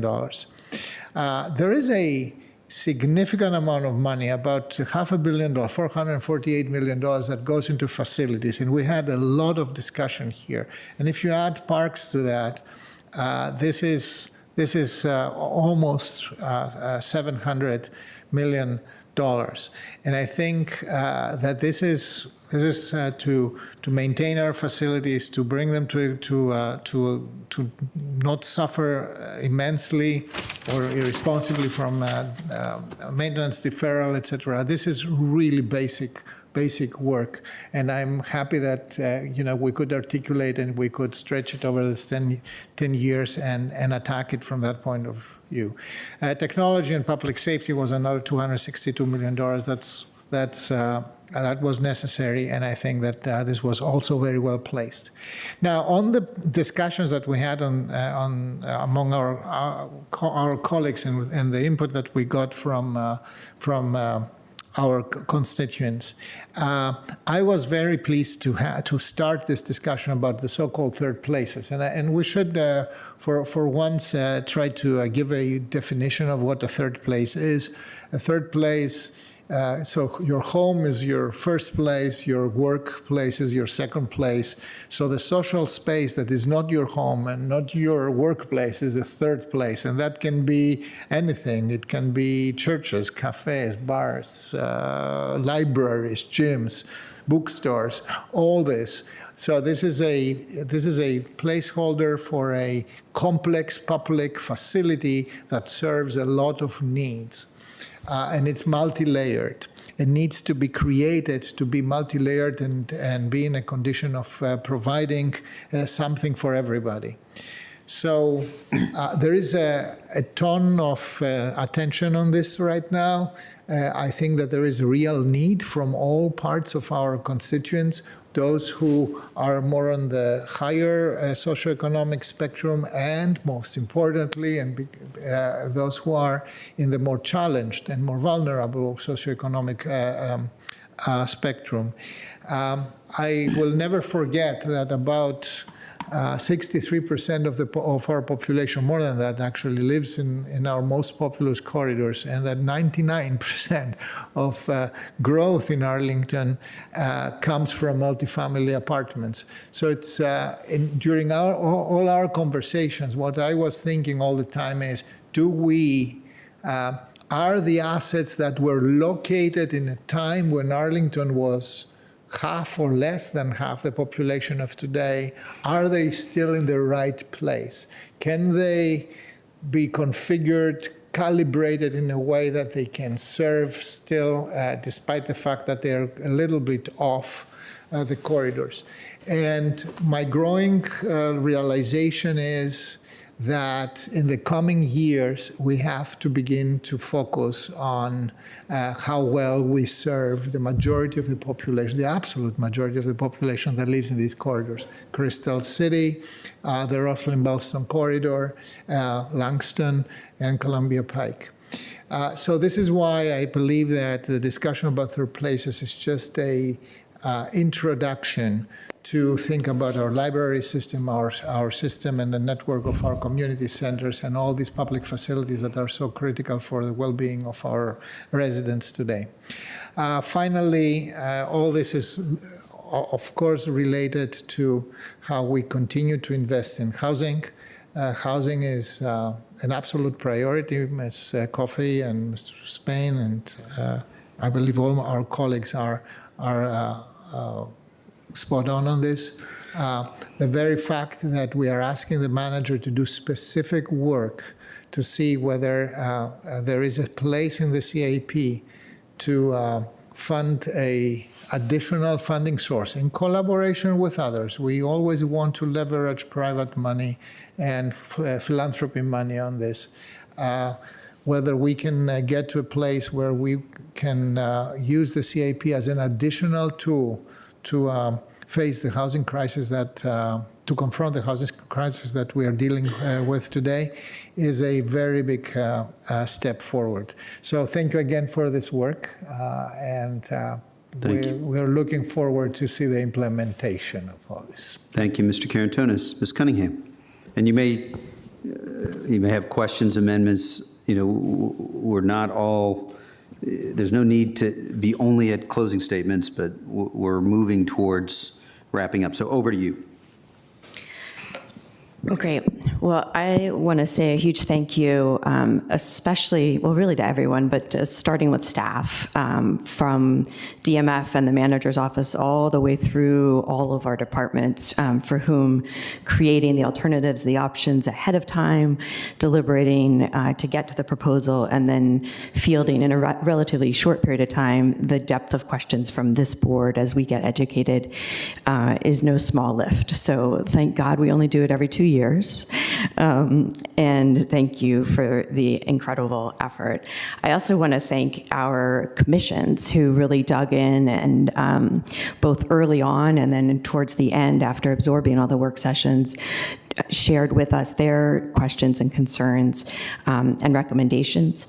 And then to our own staff, especially Ariel Ardura, who was going through her very first Virginia and Arlington capital improvement budget with great aplomb.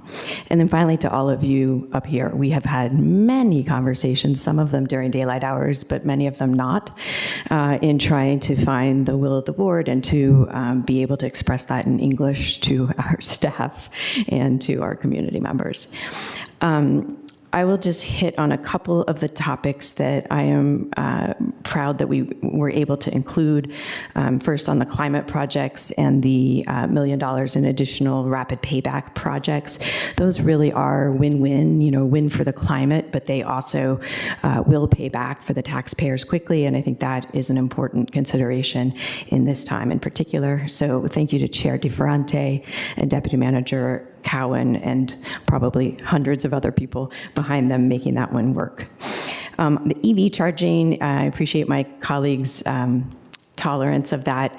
I know it's a sort of small dollar amount, but I think it is important in these times to make sure that we understand the full carrying costs of each of these investments, and the capital costs and the upkeep are non-negligible, probably with the limited number we have now, under $100,000 a year, but will grow over time, and we'll want to be able to replenish and pay that back and not, kind of be so far below market that we're subsidizing. So appreciate that.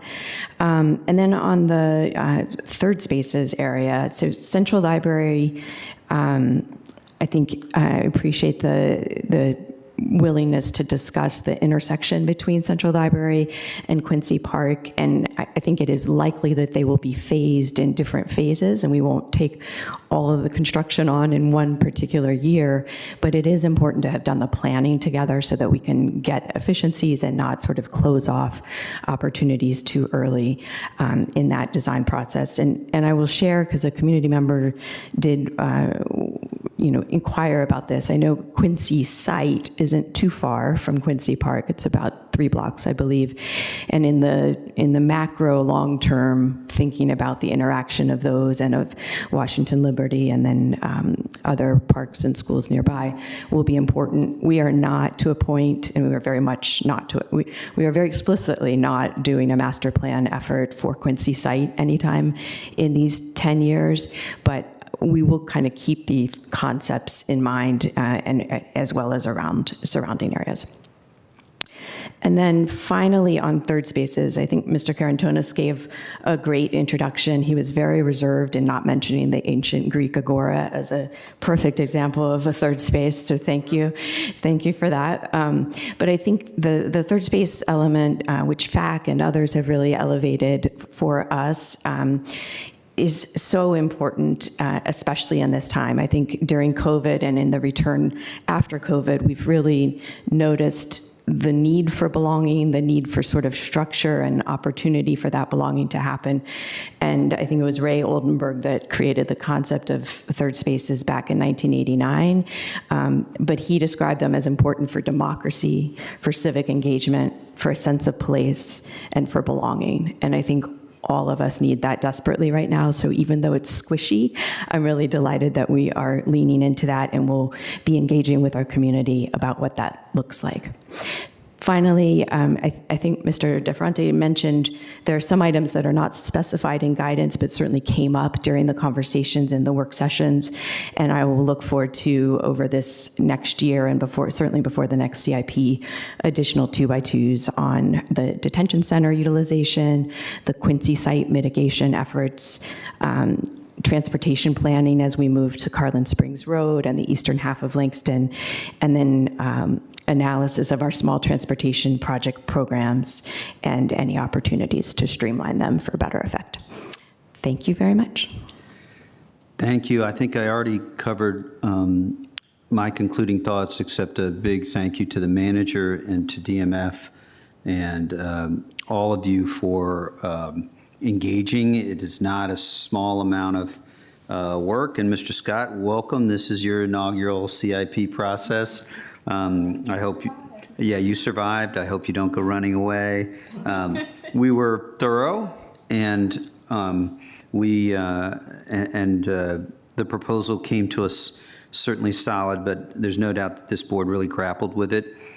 With that, I will go ahead and move, and I'll move that the county board first adopt the fiscal year 2027-2036 capital improvement plan with changes as set forth in the document titled FY 2027-2036 CIP guidance as displayed on screen, and adopt the fiscal year 2027 county bonds funds appropriation resolution shown as attachment A of the staff report, and appropriate $1 million to PAYGO Capital 313.403402 funded by unallocated bond premium revenue 313.491102 to support accelerated investments in public facilities, including lighting retrofits, retro commissioning, and roof upgrades.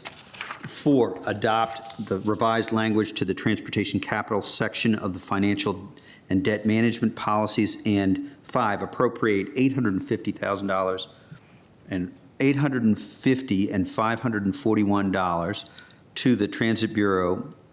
That's 101.4022002, funded by an anticipated increase in art revenue of $44,695, as set forth in account 101.443113, and to transfer in from the Transportation Capital Fund $805,846. That's account 101.481138 to increase frequency to improve on-time performance and service for the Art 75 and 77, as well as provide additional service for the Art 55. Is there a second? Second. It's been moved and seconded. All those in favor say aye. Aye. Our CIP has been adopted, and we have made it through that piece. Mindful that we have other items, and we will go ahead and turn next. Yes, Mr. Spain, go Chair, ahead. if you don't mind, before you jump into the next, Sure. Again, I don't want to make this like a point of privilege, Sure. personally, but I do want to comment and just state that, we went through a budget cycle, and it doesn't leave me that, the process was one where I think in the public, they saw a lot of our conversations and what was going on. And I just want to commend all of us here on the board because this too was hard, but I think we all found the sweet spot at the end of the day and agreed. And I think we're meshing in a way that is beneficial to the health and emotional wellness of this board, and I'm very appreciative of what we just did. So thank you, Mr. Chair and Madam Vice Chair, for your leadership on that. Thank you, Mr. Spain. I will say the process is not perfect, but Ms. Cunningham mentioned Ms. Ardura, who has had a very strong, positive impact, and it's right to call her out. And I do candidly feel momentum from us as to how we're. That doesn't mean perfection by any means, and you've got a saying for that: perfection on earth can't be achieved, et cetera. But there's momentum in process while not close to perfection. And so, Ms. Cunningham, I see your light, and I see Ms. I'm taking privilege as well. I failed to mention and meant to that for Mr. Spain, this is your first CIP, but once you pass your first CIP, you're no longer the new kid on the block. You're completely initiated, so welcome. Thank you, Ms. Cunningham. Ms. Coffey. Yeah, and I think just another round of thank yous again, Ariel, Mason, as well. I think we do a lot behind the scenes, and we appreciate it. Ms. Cowan, Mr. Miller, and all the the 3 deputy county managers, Ms. Flanagan Watson as well, and everyone behind the scenes at DMF. I know you all are the faces that we see out here, but that does not mean there are not more folks actually working on all these things. And I know that also Mr. Schwartz's deputies put an immense amount of time. They're not here at the moment, but just because we don't see them doesn't mean we shouldn't remember to thank them. Thank you, Ms. Coffey. And with that, we will go next to critical piece of implementing our CIP, which is the next item. Mr. Kushner, will you call the next item, please? Which is item number 40, which are resolutions and questions to be included in the 2026 bond referendum. Thank you to Mr. Schwartz for the staff presentation. Yes, and we actually have a one-slide presentation. That sounds like the perfect length of a presentation. What I wanted to do and to take the opportunity, and we have spent a lot of time focusing on what the referendum questions will be. We've written a board report on that. But I did want to lay out, it's a little bit mysterious sometimes to board members or the community, how we get from where we are today, which is July 21st, 2026, to November 3rd, 2026. So Kyle, yeah.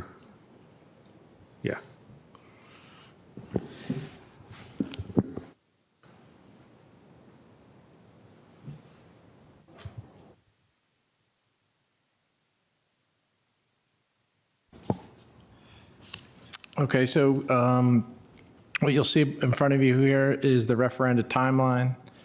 Today, July 21st, the county board adopts the CIP, which just happened minutes ago.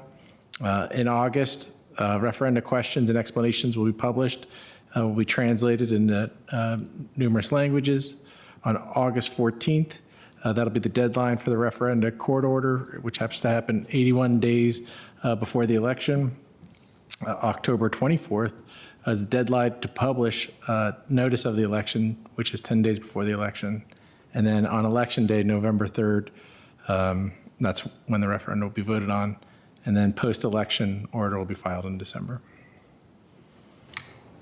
That concludes our presentation. Just one point, the court does have to agree with November 3rd.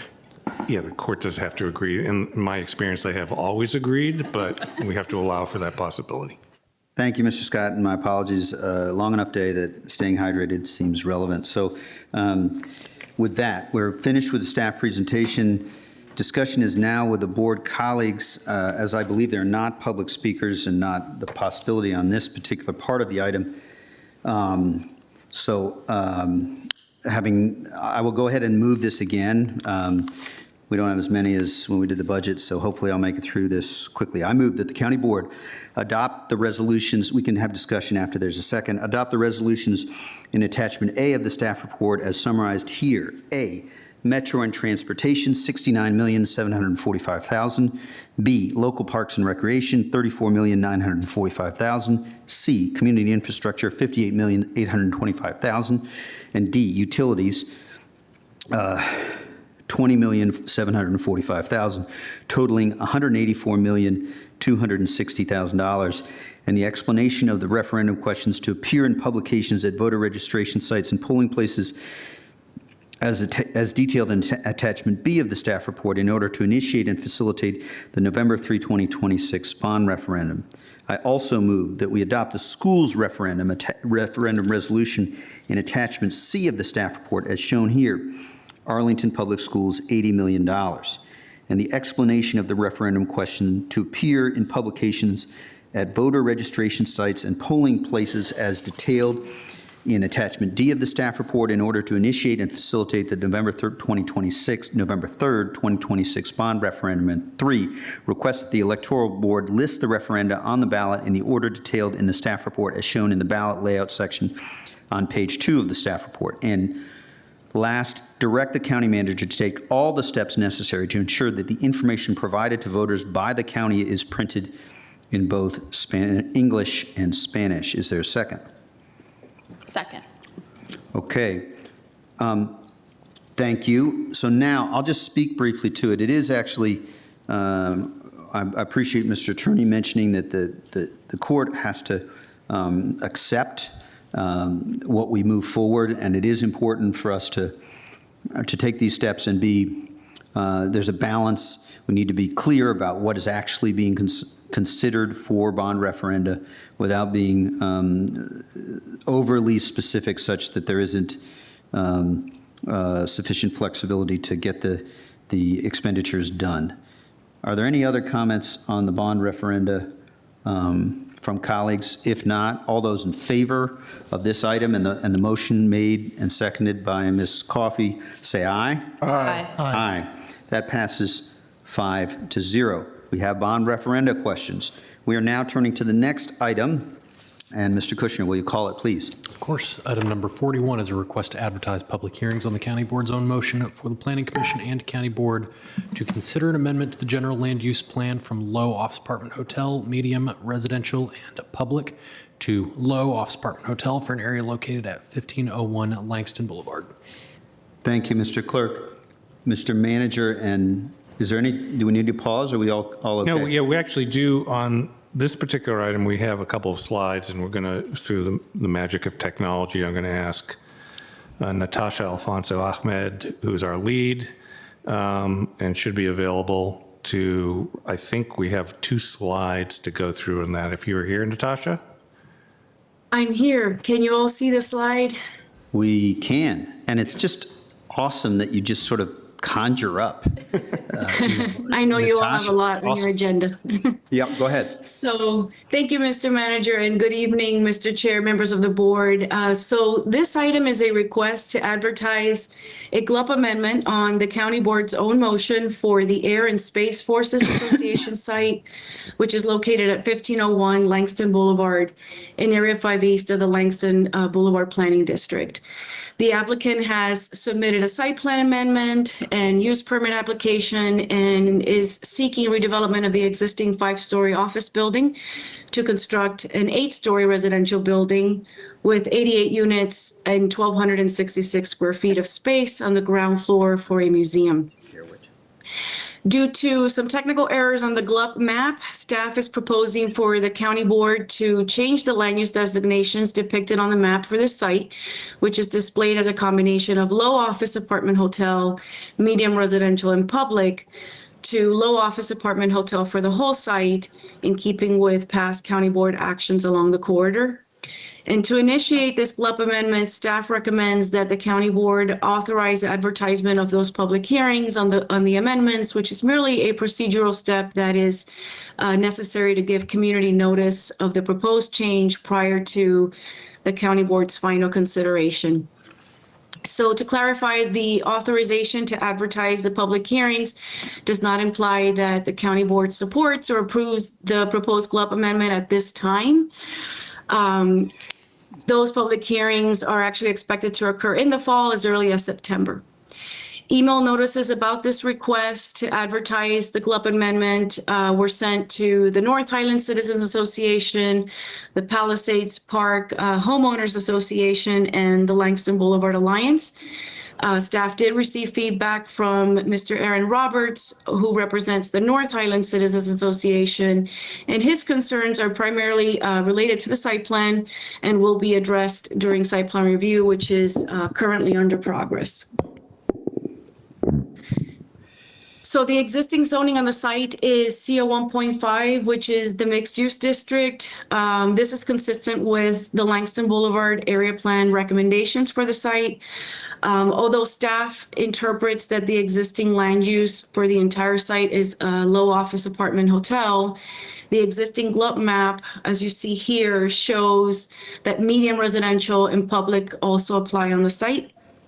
The medium residential designation is really a result of a mapping error after a GLUP amendment to medium residential for the adjacent site, which is known as the Palisades Park.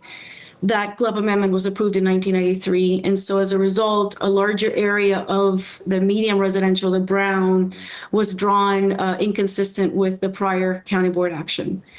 The public designation is actually a result of how the Langston Boulevard and back then Lee Highway Corridor and I-66 rights-of-ways were displayed over time with the different GLUP map prints. And that is inconsistent with the changes to the limits of the private and public property at the time. So one thing I'd like to note is that a conservation easement exists over a portion of the area that is designated public. However, at the time of the site plan approval for the site at 1501, there was no specific correlation between the easement and the public designation, and there was no public interest or access that was conveyed with that easement. So after reviewing the history of all county board actions related to this general area, we have found that there was, again, no interest to create public space on that property. So the GLUB map should really be corrected to reflect the site's envisioned land use of low office apartment hotel across the full extent of the property. This approach would not alter the conditions or the requirements that are in place in the existing conservation easement. So to summarize and finalize, staff recommends that the county board authorize advertisement of the public hearings on the county board's own motion for planning commission and county board to consider the proposed GLUB amendment at times concurrent with future public hearings on the Air and Space Forces Association site plan and use permit applications. So thank you. This concludes staff's presentation. Thank you very much for the slides and reviewing quickly, Ms. Alfonso Ahmed.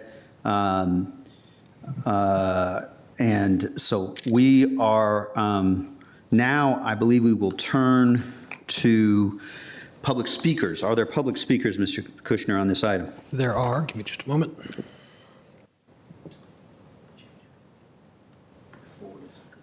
Our public speaker on this item is Dr. Aaron Roberts, who may be joining us virtually, although I understand he is traveling at the moment and may not be able to join.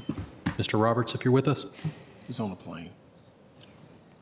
Going once, going twice. Mr. Chair, there are no further speakers. Thank you, thank you very much. So the conversation is now with the board,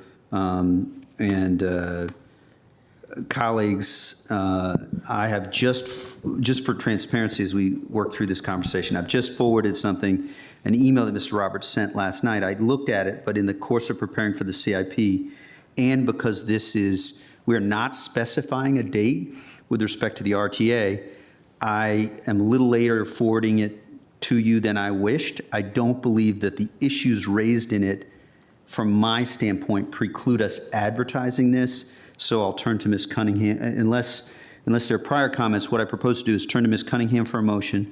We'll second it. You can speak to it. Then we can have what I anticipate to be brief discussions. It's not that all the policy issues that Mr. Roberts raises can't, in my view, be fairly discussed over the coming time, because we will not specify in this RTA a precise time. So, Ms. Cunningham. And Mr. Chair, may I ask, would it be appropriate for us to just read the comments? I think there was a scheduling challenge with travel. It probably would be under 5 minutes if one of us were to read it into the record. What would you like to do there? My struggle there is... Mr. Spain may have. Mr. Spain, go ahead. I just wanted, Mr. Chair, another question. You should probably go ahead and answer that question, because I have thoughts on what was just asked about precedents and laying this out, which I'm a little, give me some heebie-jeebies, Mr. Chair. Okay. So me as well, because, just on Saturday, I had to say no thank you to a funeral home director in favor of a husband, and I don't know that precedent is quite where I would be.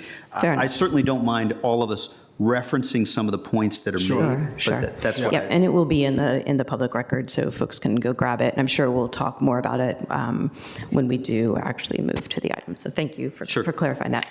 I will make the following motion. I move that the county board adopt the resolutions in attachment A. Nope. Let's make sure we make the right resolution. How about that? Is this one right? Yep. Okay. Sorry about that. No problem.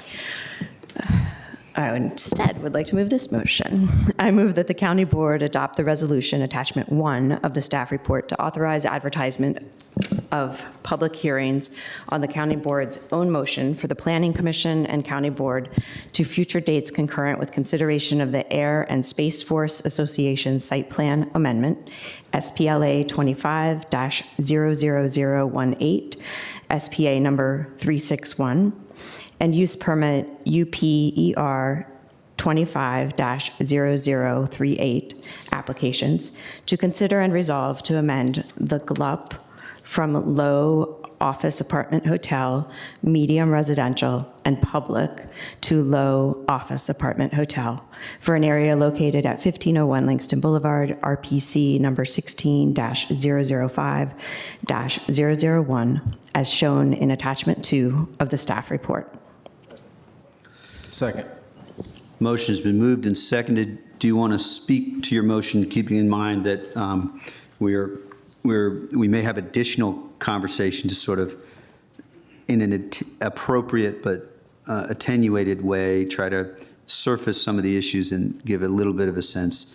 But over to you, Ms. Cunningham. Yeah, I think I just will very briefly surface. I mean, this is the request to advertise, again, without a specific date yet, so we're not rushing forward for sure. But to make it possible to clean up some GLUP designations that appear to be really just, drawing errors. So particularly on the removal of the public designation, it's not that it was a park or it was a school or it was anything before. It was just the way the right-of-way for 66 was sketched on a page many decades ago. So we'll talk more about that, I'm sure, in the upcoming meetings. I think also issues raised are around the master transportation plan and infrastructure, just making sure there's capacity, any changes or inconsistencies with the area plan, construction hours that the neighborhood and the owner would like to amend the general site plan conditions potentially, and then finally the details of the conservation easement and density calculations. Thank you, Ms. Cunningham. So for my part, we both have engaged with Ms. Fusarelli and Ms. Alfonso Ahmed in preparation for these meetings, and so we tried to surface some of these issues in a sort of modern world. Mr. Roberts has emailed from the plane where he is and said he appreciates that we at least are trying to surface the issues. They broadly fall into two buckets for me. Some areas where I think that there are drafting errors that are there, and other areas where there are relevant but policy issues that I think we can still discuss.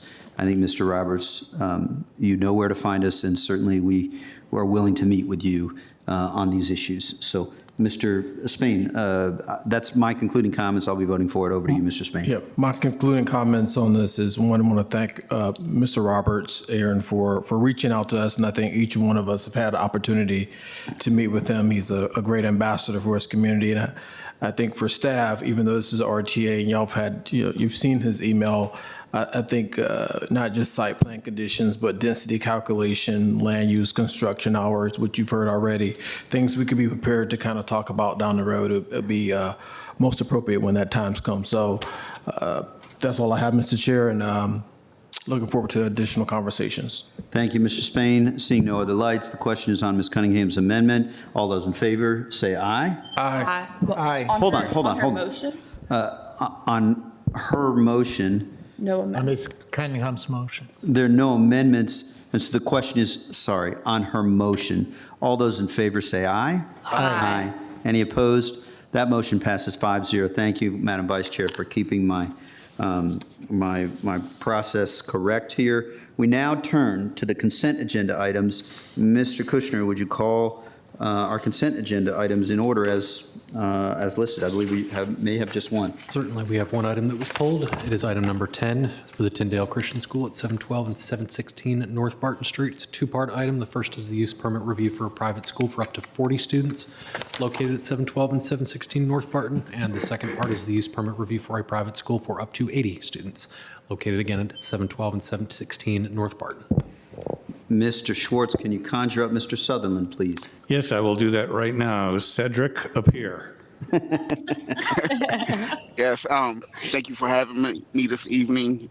Again, my name is Cedric Sutherland, Associate Planner in the current planning team in CPHD. With me today, I have Mr. Anthony Fusarelli, Planning Director, CPHD.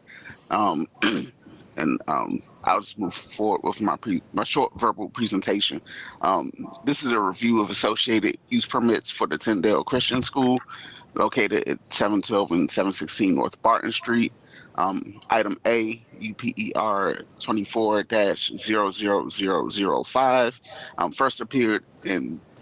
was first approved by the County Board in June 2024.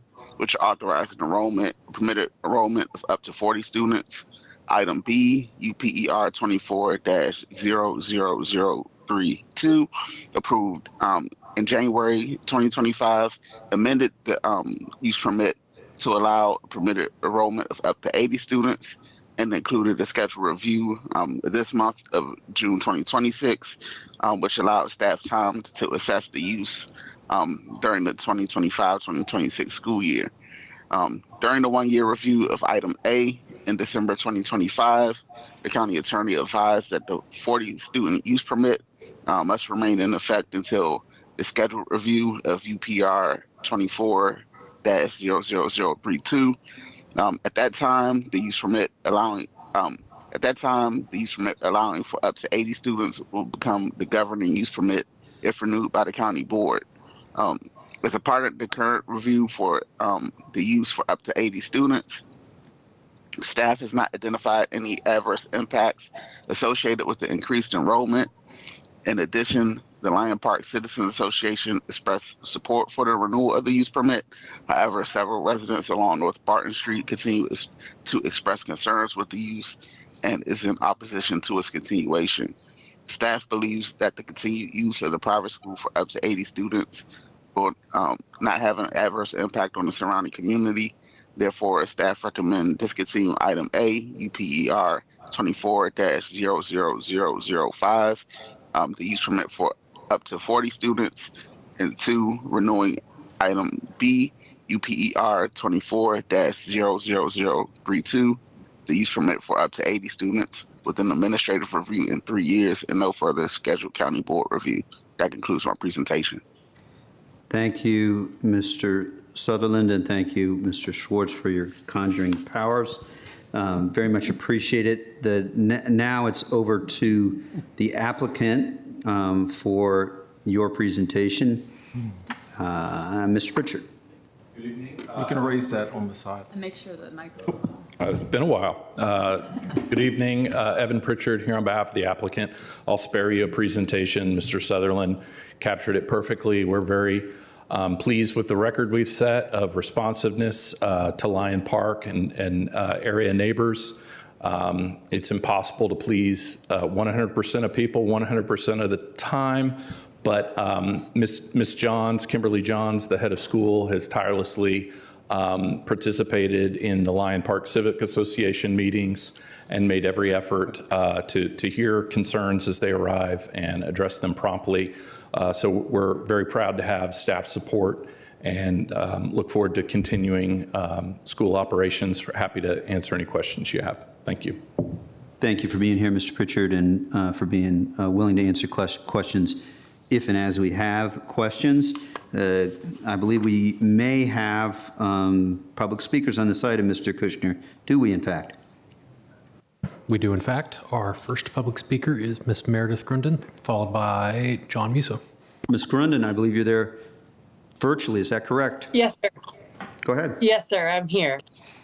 Okay. I just first thank you for hearing our opinions as a Lion Park resident. We've only been in the neighborhood for a couple of months now, but we specifically chose Lion Park so that we could be within biking and walking distance to Tyndale School.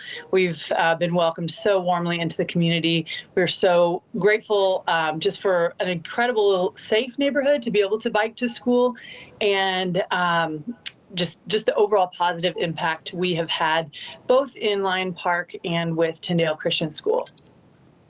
Thank you very much. Appreciate your being here virtually and sharing your thoughts with us. Our next public speaker, you can certainly stay on to hear the conclusion, but we'll probably shortly have the conversation with the board. So, Mr. Musso.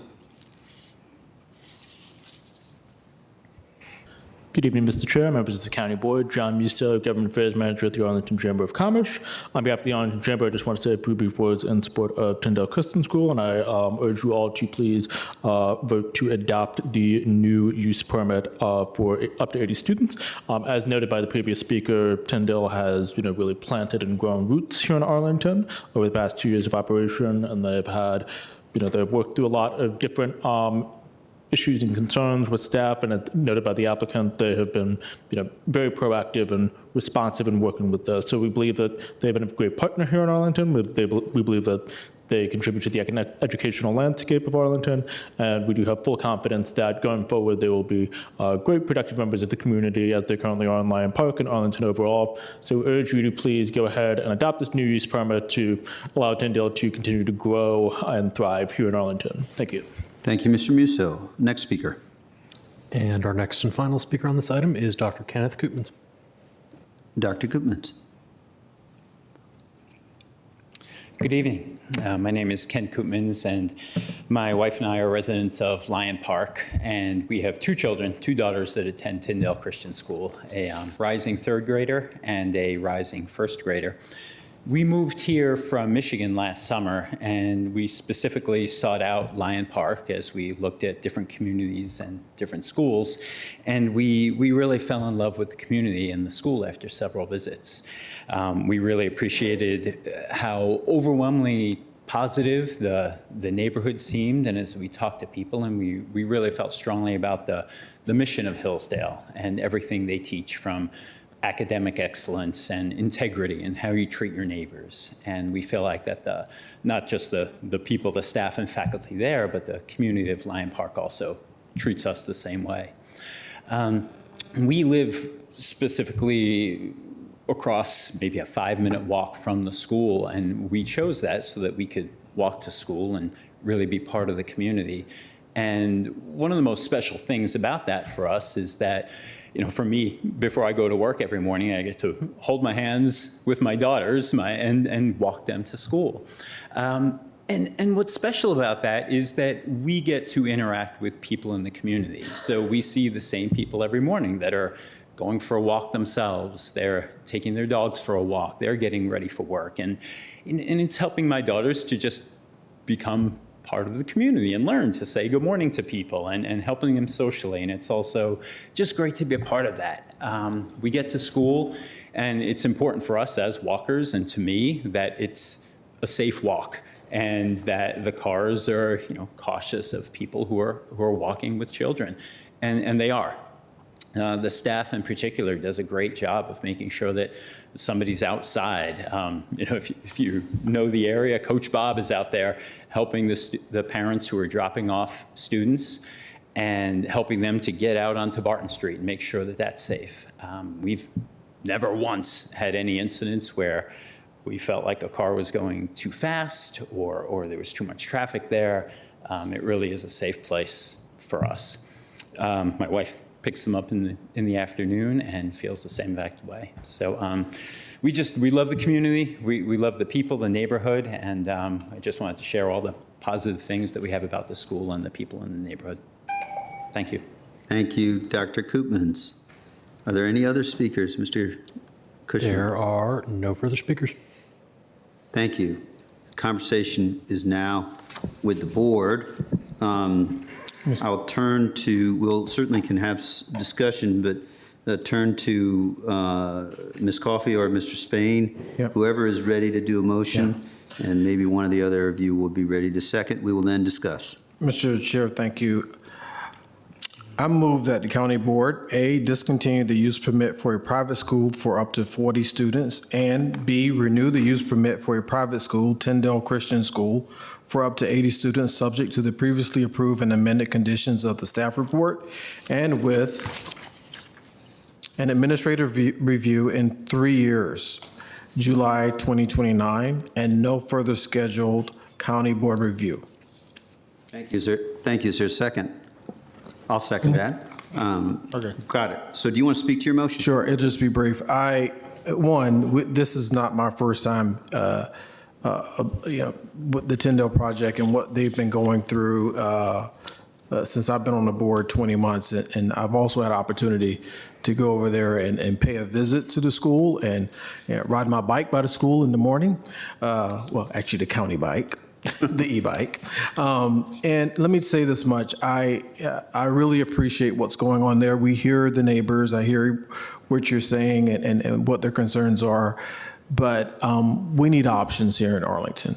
And I think given what we've seen, no major issues that have come up, that have arisen, I'm fully supportive of what Tyndale's doing. I think you heard some of that from our colleagues here, but I support this, and I know it got pulled from consent just for a public discussion, but we've had this discussion about Tyndale before. So I'm in full support of it. Thank you very much, Mr. Spain. For my part, just welcome to the Michiganders, and please stay. We're happy you're here. Certainly, in past times, I think it may be Dr. Johns or Miss Johns, the lead of school, has brought a whole bunch of young children who are sufficiently, frankly, adorable that it's very challenging to try to think analytically in that context. We have heard from, I believe, a couple that lives there with concerns. I think we have discussed them in full in past conversations with due respect to the truths that that couple feels and has. I'm still ready to move forward with that, colleagues, unless there are other comments. Yes, Ms. Cunningham, go ahead. Just thank you all for coming out tonight. I know our practice of when we pull an item, it goes to later in the evening rather than being heard on Saturday can be inconvenient for folks' schedules and for bedtimes and for other things. But we do appreciate hearing from you and appreciate the kind words about both the neighborhood and the community and the schools. So thank you. Thank you. Mr. Carantonis, comments or vestigial? I have, yes, it's vestigial. I was ready to vote on the motion. Got it, great.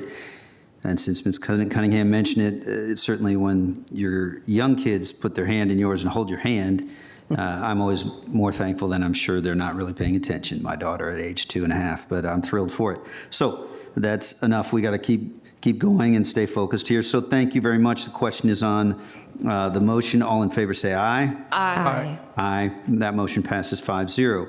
We'll now turn to additional items. Are there additional, thank you, Mr. Pritchard, and thank you, Mr. Koopman. You can stay, but you don't have to. Now we'll turn to additional items. Mr. Kushner, are there additional items to come before the board? There are a few additional items before you this evening. The first concerns the appointment of the independent policing auditor. Thank you very much. I'll cover this and then make a motion. There's no staff presentation. We were able to change state laws such that the county board will now supervise the independent policing auditor. This is to finalize an agreement between the independent policing auditor and the board. We had thought we were going to be all buttoned up, but there's one or two issues, and it's better to get it right, and we will perhaps or probably take this up, I would guess, on August the 11th, but I'm not in the motion committing to any such future date. So I move that the county board defer consideration of the employment agreement with the independent policing auditor until a future meeting of the county board. Is there a second? Second. Seconded by Mr. Spain. Perhaps I should have left the motion to our two leads on this as liaisons. Thank you very much, Ms. Cunningham and Mr. Spain. The question is on the motion I made with Mr. Spain seconded. All those in favor of deferral say aye. Aye. Aye. That motion passes 5-0. We have one more, if I'm correct, we have one more issue to come before the board this evening. I will go ahead and make a motion. I move that the county board authorize in final form approved by the county attorney settlements arising from the matter of Escarlet Ramirez Torres and Scarelf Ordonez Ramirez versus Ruth Mall, case numbers GV 26-1304 and GV 26-1305, now pending before the Arlington County General District Court, and authorize the county attorney or his designee to execute any documents necessary to effectuate such settlement. Is there a second? Second. Seconded by Ms. Coffey. All those in favor say aye. Aye. Any opposed? That motion passes 5-0. With that, Mr. Kushner, are there any other items to come before the board? I do believe there's one additional item. Board Member Cunningham would like to offer a motion. Yes, Yeah, Ms. I Cunningham. have one additional item before we break for the summer. And I've debated about how to bring this up because we have been very busy. But I do want to name what we've been hearing from the community, and I think we had a bit of a robust conversation on Saturday, and we've been having lots of conversation with community members across the year. I think we will want to have a conversation sometime in the next 4 to 12 months about EHO, the permits, which will be, the permit caps, which will be expiring, and what, if anything, we can do in the near term, medium term, while we're waiting on the courts, the very slow courts, deliberate courts, I suppose, to get to an end of a number of tangles and conversations. And so I'm going to share this motion, and I think it's probably not the right motion, and so I want to honor that because we haven't vetted it all the way through up here. And so I fully recognize that we will probably not proceed with it today.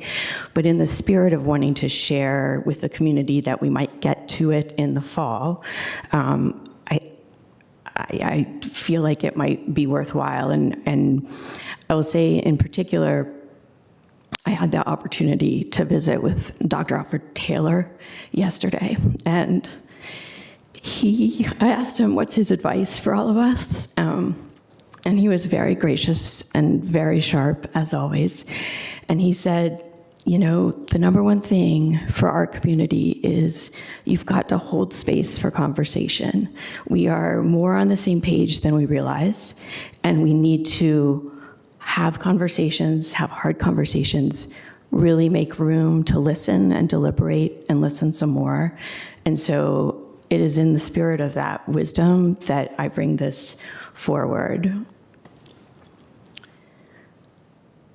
And just for context, and while you're proceeding, Dr. Taylor's a longtime leader in our community who is in his mid-90s, I believe, or 93 91. or 4, who's not feeling well, and he's in hospice, and it's not a secret, but I just thought I'd add that context, if that's okay. Yeah, thank you. So I think each of you know that I've asked repeatedly whether we can, whether there are any options to opt out of the legal proceedings and revisit and refine the policy and move on with our community that we all represent based on land use principles, refine the policy based on land use principles. Unfortunately, the legal technicalities have made that impractical. Instead, after consultation with our county attorney, I offer the following motion for your consideration.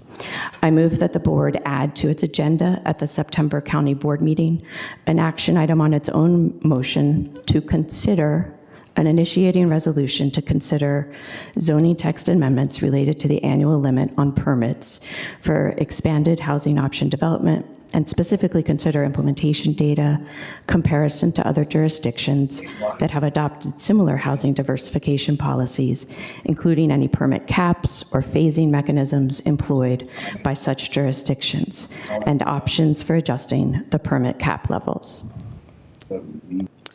Thank you. So the question is, there's a motion on the table, and the question is there a second? I guess unless the county attorney says it's not permissible, what I'm going to ask is if there's a reason why you can't speak to the motion a touch more, such that we would, if there's anything additional context you want to add, I don't see a reason why not. Is that permissible or not? It can be permissible, but the purpose of a second is to bring something up for discussion. And have debate. Yeah, I think I'm good with the introduction, just to keep it. Okay. So I would invite a second for discussion. I would not fully expect a second for discussion, but certainly would invite that.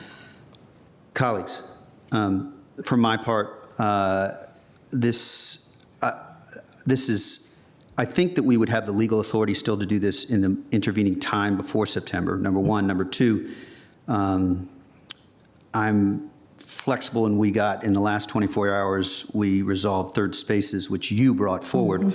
But it's brought to me recently enough that I want more to understand. So, for example, I learned about this, a little bit ago, like within the last 2 hours, and I didn't know that it was focused on caps. My position on EHO has not changed, but we might have a Supreme Court decision, and I also have not paid much attention to the caps timing because I don't know whether it's told or not told. So that's the context. I'm not in a space to second, but I wanted to give context. If there's anyone else who would like to speak to it, Ms. Coffey. Yeah, I think I just want to share primarily my disappointment that this is the way that you've gone about this. I think the fact that this is news on the dais to 3 of your 5 colleagues, and that Mr. DiFronti only learned about an hour ago about this is truly just not respectful to us as your colleagues. And I think the fact that also our staff were not aware that this was something that you plan to do is, to me, just not acceptable. There's room for us to disagree on the policy. There is room for us to have discussions, but frankly, this is not the way to go about it. And to surprise everyone with this, it's a disservice to the point that you're trying to make and the work that you're trying to get done, because it just puts us in a horrible position now where none of us have had the time to think it through. None of us have had the time to have a conversation with you, except for perhaps Mr. DiFronti in the 5 minutes between closed session and coming out here, to actually discuss what the motivation is, what the purpose is, how we could or could not want to go about this. And so I feel deeply uncomfortable with this. And I think that is the primary thing that I want to communicate is this is not what we expect out of each other. This is not, again, it is not that we all have to agree on every single thing. Lord knows I've been on the losing side of motions, and I've been the one upset up here that things aren't going my way, and that's fine. But not because people didn't have time to talk to me or at least respect that I deserved a conversation. And so that's mostly what I am feeling right now. And I don't see how this board can cohesively do the work that we need to do if this kind of a thing is repeated. So, hold on, just, I won't go long, but I just say, you spoke your truth and also, on process. And I guess what I'm going to suggest is that we see if Mr. Spain, and we're all exhausted. And so we see if Mr. Spain or Mr. Carantonis have additional thoughts. Oh, I do. Go ahead. So I just found out about this less than 30 minutes ago, Ms. Cunningham. And I feel a certain kind of way because probably an hour ago, I was sitting here talking about how we were coming together. And I have said in my 20 months of being on this board that there's a wrong way to do the right thing. We don't like surprises. I don't like surprises. And I'm going to be honest with you, I'm not even going to use his name, because to use a person's name like that in the situation that they're in this moment as part of discussion, it's really bothersome to me, because that's not right. And is one thing about we all need to come together in this moment. That's true. We're going to have these courageous conversations, but this feels like, the 11th hour, staff doesn't know, I didn't know, and you and I've talked, and I'm always about being transparent. You and I've talked a lot in the past 24 to 36 hours. This never came up. So why now? And I'm just trying to figure it out. Are we trying to get talking points or something on all now? I'm not playing that game. And everyone knows where I'm at with EHO. I am not about going back, but I think the manner in which it has happened today, it really is done. It was done in the right way. And I don't know, Mr. County Attorney, I probably wouldn't even entertain the motion, but it's just, this was not the time nor the place to have this conversation. We could have had it tomorrow. We could have talked about it in our meeting come up in August, and I feel really blindsided by it. So just, I love all of y'all, but I probably wouldn't have done this tonight. Thank you.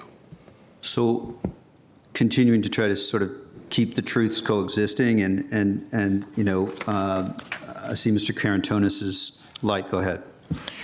Thank you, Mr. Chair. Everything has been said. I mean, I'm very sorry, Ms. Cunningham. This is not acceptable, period. In all the dimensions that you have heard, plus the one. This is politics, and pure politics, I'm sorry. You cannot credibly say that there is no space for discussion. That was not offered to you or in any frame. You let me know at 7:57 p.m. So one logical conclusion would be that you are not interested in discussion.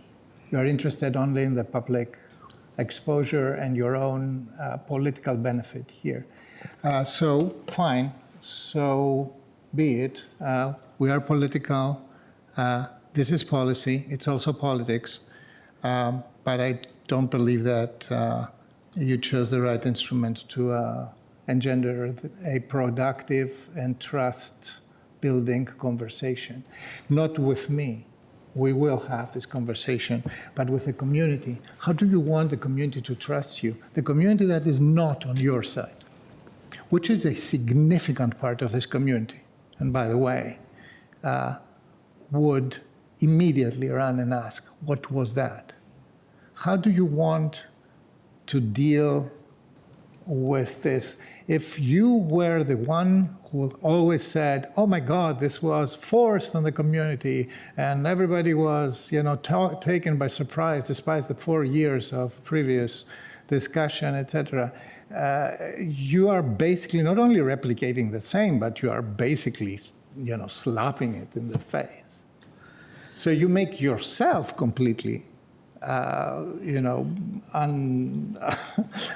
non-viable from the point of view of credibility. I do think that what you heard was about maintaining community trust.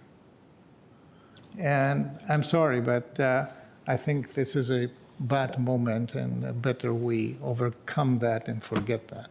Thank you, Mr. Karantonis. And so I'm going to suggest, I'm certainly going to give you space to speak your truth in addition. I'm mindful that not a simple moment and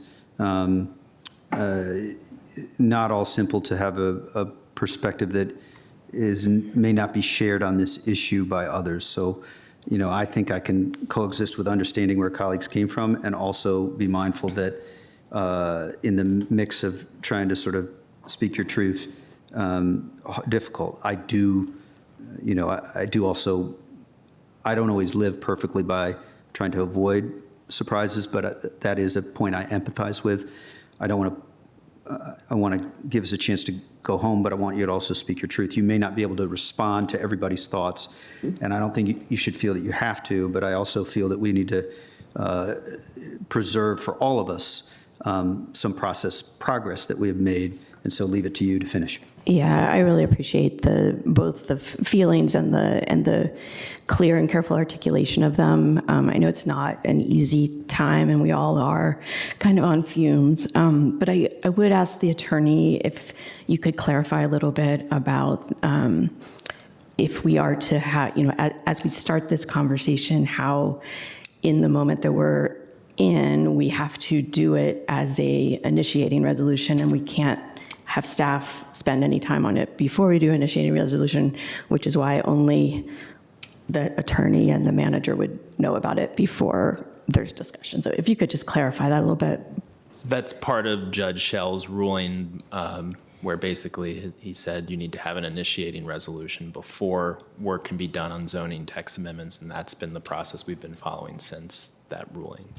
Yeah, and so in attempting to find a motion that could be stated this year at some point, this was the best we could come up with, and the intent of offering it so early is to make sure there's time for us to consider about an initiating resolution, but we couldn't even frame the language without having the discussion with the manager, but it can't go below that because of the Judge Schell ruling. So it's very uncomfortable in a whole number of fronts. And then, I did want to make sure, Mr. Chair, that you were the first to know, and I know we had all sorts of scheduled snafus to get through an enormous amount of work on a $4.3 billion project. So I think I will leave it there, and I will look forward to talking to each of you more about it after our summer break. Thank you, Ms. Cunningham. Colleagues, with that, I do not believe there are the motion not having a second. There is, it's not for further discussion at this point. We've had some. Are there any other items to come before the board, Mr. Kushner? There are none. We have an August recess. We are adjourned. It's our August recess.